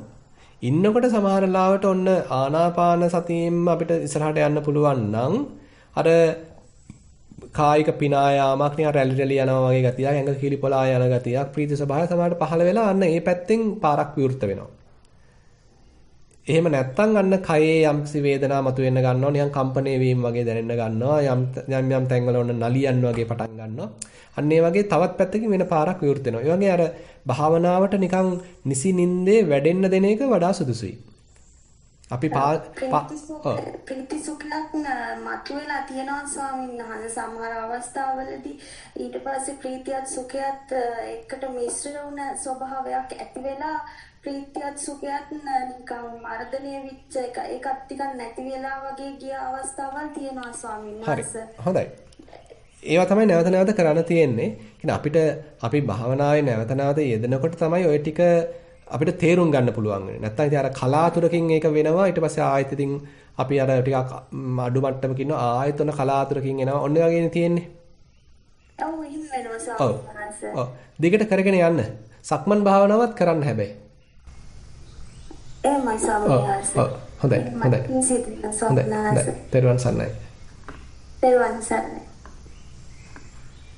අතිරේකයේ කියලා කෙනෙක් අතැසවීමක් කර තිබෙනවා. ප්‍රශ්නයක් තියෙනවා නම් අසන්න තියෙන පුළුවන්. අවසරයි ස්වාමීන් වහන්සේ. ඔව්. අවසරයි ගෞරවනීය ස්වාමීන් වහන්සේ. මම ආනාපාන සතිය තමයි මූල කර්මස්ථානයේ විදිහට කරගෙන යන්නේ. ගිය සතියේ virtual retreat එකේදී ඔබ වහන්සේගෙන් කමඨාන් උපදෙස් ලබා ගත්තා. ඉතින්දී මේ හුස්ම රැල්ල සංසිඳිලා ඊට පස්සේ හිස් අවකාශයක සහ සිතුවිලි අතර දෝලණය වෙන බව ස්වාමීන් වහන්සේගෙන් උපදෙස් ගත්තා. ඉතින්දී ස්වාමීන් වහන්සේ මට කිව්වේ මේ හිස් අවකාශයේ පසුබිමක් විදිහට තියාගෙන සිතුවිලි හැඳින ගන්න ලෙස මම ඒ ආකාරයට සතිය පැවැත්තුවා. හැබැයි ඉතින්දී මම සිතුවිලි දිගේ ගියේ නෑ, ප්‍රපංච කළේ නැහැ. එතකොට ටිකක් වෙලා යනකොට මේ සිතුවිලි ටික අඩු වෙගෙන යනවා. අඩු වෙගෙන ගියා. මේ සිතුවිලි මගේ ජීවිතේට කිසිම සම්බන්ධයක් නැහැ. එතකොට මට ඒක රාග, දේශ, මෝහ කියලා මට එහෙම වෙන් කරන්න පුළුවන් කමක් නැහැ. ඇවිල්ලා ශනිකව යනවා. ඊට පස්සේ සිතුවිලි අඩු වෙලා හිස් අවකාශයේ බොහෝ වෙලාවක් ඉන්නවා. මේක තමයි මගේ දැක්ට තියෙන අත්දැකීම. මට මෙතනින් විපස්සනා පැත්තට යන්න හරිය මේක. නෑ, ඇත්තටම දැන් ටිකක් විපස්සනා පැත්තක තමයි දැනටමත් අපි ඉන්නේ. ඒ කියන්නේ සිතුවිලි වල අපිට එන යන ස්වභාවය හඳුනා ගන්න පුළුවන් නම් දැන් හිත නිස්කලංකව තියාගන්න. දැන් අපි ගැඹුරු සමාධියක හිටියේ නැති වුණාට වරදක් නැහැ. හැබැයි හිත හරි පැහැදිලි. ඒ පැහැදිලි හිතේ නිකන් බරපතල වෙදෙට හිත හිර කරගෙන දඬු අඬුවකට අල්ලගලා වගේ තියාගෙන නැහැ. හිත නිකන් යන්න දීලා වගේ ඉන්නවා. අපි හැබැයි හොඳ අවධානයෙන් ඉන්නේ. එතකොට ඔන්න හිතන්න ආයෙත් සිතුවිල්ලක් එනවා. ඒවා නිකන් අර එච්චර සම්බන්ධ සිතුවිලි වෙන්න ඕනෙත් නැහැ. දැන් රාග, ද්වේෂ, මෝහ වශයෙන් මටම සම්බන්ධ දේවල් කියලා අවශ්‍ය නැහැ. මොනවා හෝ වෙන කොහේ හෝ යන එකක් ඔන්න එනවා. ඊට පස්සේ ඒකත් තේරුම් ගන්නවා අතහැරලා දානවා. ආයෙත් තව එකක් එනවා ඒකත් තේරුම් ගන්නවා අතහැරලා දානවා. හරියට නිකන් අපි වාහනයක යනකොට අපි කඩවල් පාරේ ඉන්න මිනිස්සු අපි පසු කරගෙන යනවනේ. අන්න ඒ වගේ අපි නිකන් හිත ගැන අවධානයෙන් ඉන්නවා බොහොම සරලව හැබැයි. නිකන් මේ හරි බරපතල විදිහට නේ හරි සැහැල්ලුවෙන් සරලව හිත දිහා බලාගෙන ඉන්නවා. බලාගෙන ඉන්නකොට ඔන්න ආයෙත් සිතවිල්ලක් එනවා. එයත් යනවා. ආයෙත් එකක් එනවා ආයෙත් යනවා. ආයෙත් ආයෙක් එනවා ආයෙත් යනවා. ඔහොම යනකොට අර හිත දැන් නිදහස් වීමක්. හිතේ ඉඩකඩ වැඩිවීමක්. ඉස්සෙල්ලා නම් අපේ හිතේ තොර තෝංචියක් නැතුව කතන්දරනේ. දැන් ඒ කතන්දර සමනය වීමක්. සිතුවිලි වලින් තොරව බොහොම සංසුන්ව ඉඩකඩ සහිතව සැහැල්ලුවෙන් සරලව ඉන්න පුළුවන්කම. ඕක ඇති වෙන්න අනුග්‍රහ කරන්න. ඊළඟට සක්මන් භාවනාවේදීත් පුළුවන් තරම් ඔය දේම වෙන්න ඉඩ හරින්න. ඕනනම් මුලදී පොඩ්ඩක් ස්පර්ශයට හිත තියාගෙන ඒ අරමුණේ ඇතිවීම නැතිවීම ස්වභාවය දකිමින් වාසය කරනවා. එහෙම වාසය කරද්දී සක්මනේදී මොකද වෙන්නේ? සක්මන නම් ගොඩාක් දුරට හුඟක් කෙරෙන්නේ නැහැ. සාමාන්‍ය වශයෙන් කරනවා. ඒකේ ලොකු වෙනසක් දකින්න නැහැ සවින්හස. සක්මනත් හැබැයි කරන්න ඕනේ මොකද ඔතෙන්දී අපි සතිය ඉස්සරහට ගැනීම අත්‍යවශ්‍යයි. සක්මනෙන් තමයි සතිය හොඳට ඉස්සරහට එන්නේ. නැත්තම් අපි පරයන්කේ විතරක් කරන්න ගියොත් සමාධිය පැත්තට බර වෙනවා.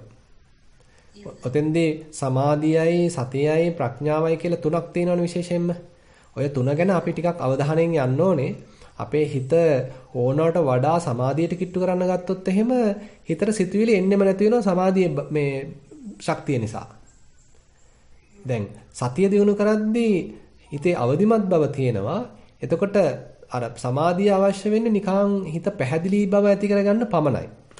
ඒ මට්ටමේදී එන ඕනම සියුම් සිතුවිල්ලක් තේරෙන්න පටන් ගන්නවා සතිය තියුණුව තියෙන නිසා. ඔය අතර තියෙන හරි ලස්සන මේ සමබරතාවයක්. එකිනෙකට උදව් කරන ගතියක් තියෙනවා. සමාධියෙන් වමනා කරන පැහැදිලි බව හදලා දෙනවා. එපමණයි ඒ ඇති. ඊට පස්සේ සතියෙන් හොඳට මේ මතුවෙන සිතුවිල්ල වෙන් වශයෙන් හඳුනා ගැනීම පිණිස හොඳ ප්‍රඥාවක් අවදි කරලා දෙනවා. එහෙමයි.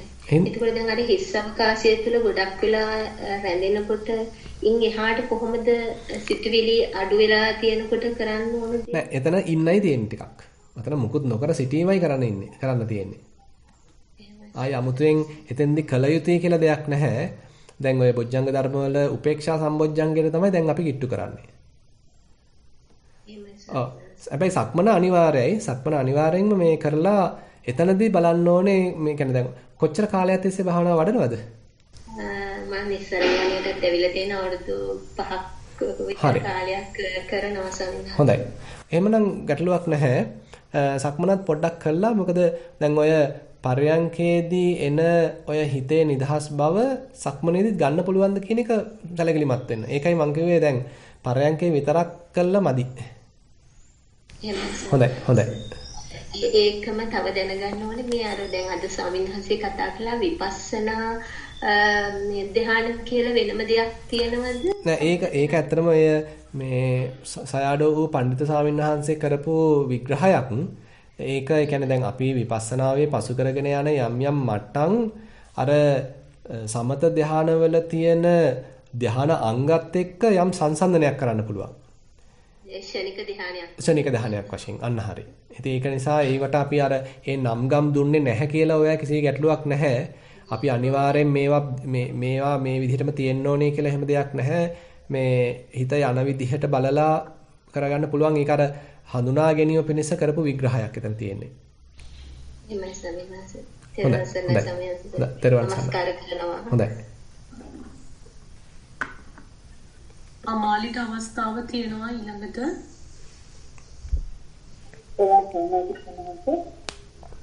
ඔකේ යන්න. සාමාන්‍යයෙන් මම වරික කමතන විදිහට සක්මන් දානවා තමයි සාමාන්‍යයෙන් කියන්නේ අවුරුදු 3ක් විතර. හරි. දැන් මේකට මම සුත්තංකසනාවක් කරනවා, පරයන්කත් කරනවා, ඒ අමතරව සක්මනක් කරනවා. එතකොට සක්මන් දානවා පරයන්ක දානවා කරනකොට මට අර ඉඳගෙන මම නිකන් අර ඉතින් සම්පූර්ණයෙන්ම දැනෙනවා මට සිතිවිලි වෙනක පැහැදිලි වෙනවා යනවා කියනවා. හරි. මොළකේම එනවා කියනවා. ගොඩක් සිතිවිලි වෙනක තිබෙනවා. දැන් සිතිවිලි යනගතිය තමයි වැඩි කර තියෙන්නේ. ඒ වගේම ඉගෙන ඉවර වෙන බව කියනවා. ඒ වගේම මේ අර එකතු දෙල්ලකට පස්සේ ඊළඟට දෙල්ලනකම් අර නිහඬ කාලයක් කියන්නේ හරි. සත්‍ය කාලයක් කියනවා. ඒක තමයි හොඳයි. ඒ අරමුණ යනවා කියනවා. ඒක නිකබ්බ දැක්කම ඊළඟට ඊළඟ අරමුණ යනවා කියනවා. හරි. ඒ අරමුණ බොහෝ දුරට නිදානේ නමක්ම මම නොදන්න දේවල් නැත්නම් ඒ කියන්නේ මම දන්න දේවල් වලට කියන්නේ ජීවිතයට ප්‍රතිපනති ඒවල් එහෙම තමයි මට දැනෙන්නේ ඒක කියන්නේ. හරි. ඒක තමයි වර්තමාන දෙයක් දැනෙන්නේ. ඒකත් සම්මත ඒ සිතිවිල්ල එනකොට ඒක නිකන් ඒ සිතිවිල්ල මට නින්දක් අතර වගේ තමයි ඒක දැනෙන්නේ. හරි. ඉතින් වෙනකොට මාතමඩ තාම හොඳ සිහිය තියෙනවා. ඔය විදිහට තමයි දැන් කරගෙන යන්නේ. අර මට එනවාද මේ භාවනාව ඒ පරන්ති භාවනාව මට කරන්න පුළුවන්. ඒක විතරයි. මොකද මම ආපහු දවල් හරියට හරි මට රිලේෂන් වෙනවා උත්සාහ කරේ. මම තමයි ඒක මට නින්ද කියන කතියක් තියෙනවා. නින්ද අතර මොකද අර වගේ පැහැදිලි සිතුවිලි දැක්කින්න වට වඩා නින්දකට වැටෙන ගැතිය කියලා මට නින්ද ගිලක් නෑ. හරි. මට එහෙම දෙයක් කියනවා. මට වැඩි කාලේ වැඩි කරන්න බෑ කොහොමද? ඒක නම් හිතාමතාවක් නැතුව කොහොමද සයි මාගේ දානවා ඉවර වෙන බාරයක් තියෙනවා. කොච්චර විතර කාලයක් ගැනද කතා කරන්නේ? කමන්නේ. ඒ ඇති. ඒක කරදක් නැහැ. ඒ කියන්නේ අපි අද ඉස්සර වගේ නෙමෙයි. දැන්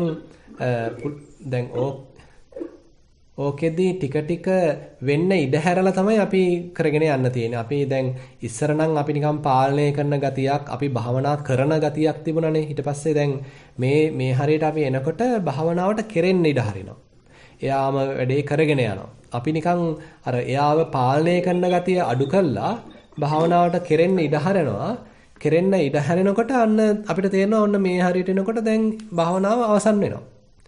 ඒතර භාවනාව අවසන් වෙද්දී ඉතින් අපි ආයිත් අපි මොන හරි මේ උවමනාවෙන් කරන්න ගියොත් ඒක පැටලෙනවා. ආයෙත් හිත විසිරෙන්න ගන්නවා මේ අනිත් පැත්තට යන බව අපිට තේරෙනවා. ඒ නිසා පැයක් වගේ ඇතුළතදී නම් කෙරෙන්නේ ඒක වැරද්දක් නැහැ. බලන් කරන්නේ හොඳයි. හරි. හොඳයි. සක්මනත් කරන්න. සක්මනේදීත් Tamanට මොනවාද හිතට එන්නේ? ඒවා කොහොමද නවතින්නේ? ඒවා අවසන් වෙන්නේ කොහොමද? සිතුවිලි එනවාද? ඒවා අවසන් වෙන්නේ කොහොමද කියන එක ඒ සක්මනේදීත් කරන්න. දැන් එතකොට සක්මන් භාවනාව කළාට පාදයේ ස්පර්ශය ගැන නෙමෙයි අවධානය තියන්නේ හිත ගැන.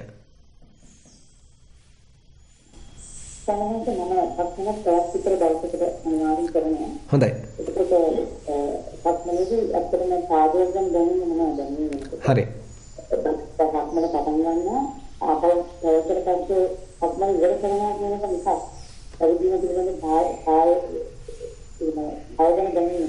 හරි. හරි.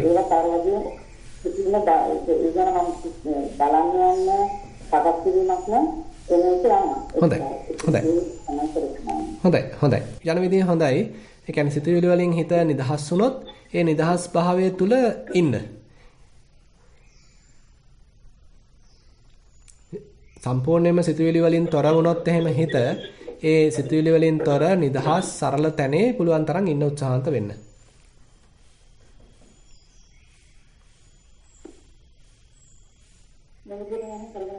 ඔව් යන විදිය හොඳයි. ඔව් හොඳයි. දරන් සන්නයි. ප්‍රමණයි ප්‍රශ්න. ඇවිල්ලා තියෙන කරු ස්වාමීන් වහන්සේ වෙන කාට හරි තිබෙනවා නම් තව ප්‍රශ්න ඉදිරිපත් කරන්න පුළුවන්. අතීසවීමක් කරලා නැහැ කවුරුත්. හොඳයි. මම හිතන්නේ අදත් අපේ පැයකුත් විනාඩි 45ක වගේ කාලයක් එහෙමනම් මේ සඳහා ගත කරලා තියෙන නිසා මම හිතනවා දැන් ඊට වඩා ප්‍රශ්න ඉදිරිපත් වෙලා නැතිත් නිසා දැන් අද වැඩසටහන අපි මෙතනින් સમાપ્ત කරමු කියලා. එහෙමනම් අපි සියලු දෙනාම අද දවසේත් එක්කාසු වෙලා ධර්මදේශනාවට අහුම්කම් දුන්නා, ධර්ම සාකච්ඡාවකටත් සහභාගී වුණා. මේ අන්දමින් අපි රැස් කරගත්තා වූ සියලුම කුසල් දෙවියන් ඥාතීන් සියලු ලෝකවාසීන් සමග බෙදාගමු. එත්තාවතාච ආදී ගාථා සජ්ජායනා කරමු. එත්තාවතාච අම්හෙහි සම්බතං පුඤ්ඤ සම්පදං සබ්බේ දේවා අනුමෝදන්තු සබ්බ සම්පatti සිද්ධියා. එත්තාවතාච අම්හෙහි සම්බතං පුඤ්ඤ සම්පදං සබ්බේ භූතා අනුමෝදන්තු සබ්බ සම්පatti සිද්ධියා. එත්තාවතාච අම්හෙහි සම්බතං පුඤ්ඤ සම්පදං සබ්බේ සත්තා අනුමෝදන්තු සබ්බ සම්පatti සිද්ධියා. ආකාසට්ඨා ච බුම්මට්ඨා දේවා නාග මහිද්దికා පුඤ්ඤන්තං අනුමෝදිත්වා චිරං රක්ඛන්තු ශාසනං. ආකාසට්ඨා ච බුම්මට්ඨා දේවා නාග මහිද්దికා පුඤ්ඤන්තං අනුමෝදිත්වා චිරං රක්ඛන්තු දේශනං. ආකාසට්ඨා ච බුම්මට්ඨා දේවා නාග මහිද්దికා පුඤ්ඤන්තං අනුමෝදිත්වා චිරං රක්ඛන්තු මම් පරං. ඉදං වෝ ඥාතීනං හෝතු සුඛිතා හුන්තු ඥාතයෝ. ඉදං වෝ ඥාතීනං හෝතු සුඛිතා හුන්තු ඥාතයෝ. ඉදං වෝ ඥාතීනං හෝතු සුඛිතා හුන්තු ඥාතයෝ. ඉමිනා පුඤ්ඤ කම්මේන මාමේ බාල සමාගමෝ සතං සමාගමෝ හෝතු යාව නිබ්බාන පත්තියා. ඉමිනා පුඤ්ඤ කම්මේන මාමේ බාල සමාගමෝ සතං සමාගමෝ හෝතු යාව නිබ්බාන පත්තියා. ඉමිනා පුඤ්ඤ කම්මේන මාමේ බාල සමාගමෝ සතං සමාගමෝ හෝතු යාව නිබ්බාන පත්තියා. සාදු සාදු සාදු. සාදු සාදු සාදු. සීලවන්තං ගුණවන්තං පුඤ්ඤක්කෙත්තං අනුත්තරං දුල්ලභේන මයා ලද්දම් පස්සින්තුම් වන්දිතුම් වරං චාරිපුත්තාදි තේරාණං ආගන්තම් පටිපාටිය ශ්‍රද්ධා සීල දයා වාසං බුද්ධ පුත්තං නමාමහ. සාදු සාදු සාදු. හොඳයි. සියලු දෙනාටම තෙරුවන් සරණයි. එක්කෙනෙක් අහලා තියෙනවා මේ ගියපාර රිට්‍රීට් එක ගැන මේ ඒකේ තොරතුරු ඇත්තටම නිස්සරණ වනේ වෙබ්සයිට් එකේ තියෙනවා. ඒක nissarana.lk කියලා වෙබ්සයිට් එක තියෙනවා. ඒකට ගිහිල්ලා ගන්න පුළුවන්. එතන ධම්ම ටොක්ස් කියලා සිංහල ධර්මදේශනා ඇතුලේ ඒ විස්තර ටික තියෙනවා. චුට්ටක් බලන්න වෙබ්සයිට් එකට ගිහිල්ලා මම මේ මම හිතන්නේ කවුද අපේ ක්‍රිෂාන්තිට පුළුවන් නම් වෙබ්සයිට් එක මේ තොරතුරු පොඩ්ඩක් දෙන්න. මේ කෙනෙක් අහලා තියෙනවා. මම පුළුවන් නම් ලින්ක් එක මම ඕනනම් මම හොයලා එවන්නත් පුළුවන්. එහෙමයි ස්වාමී.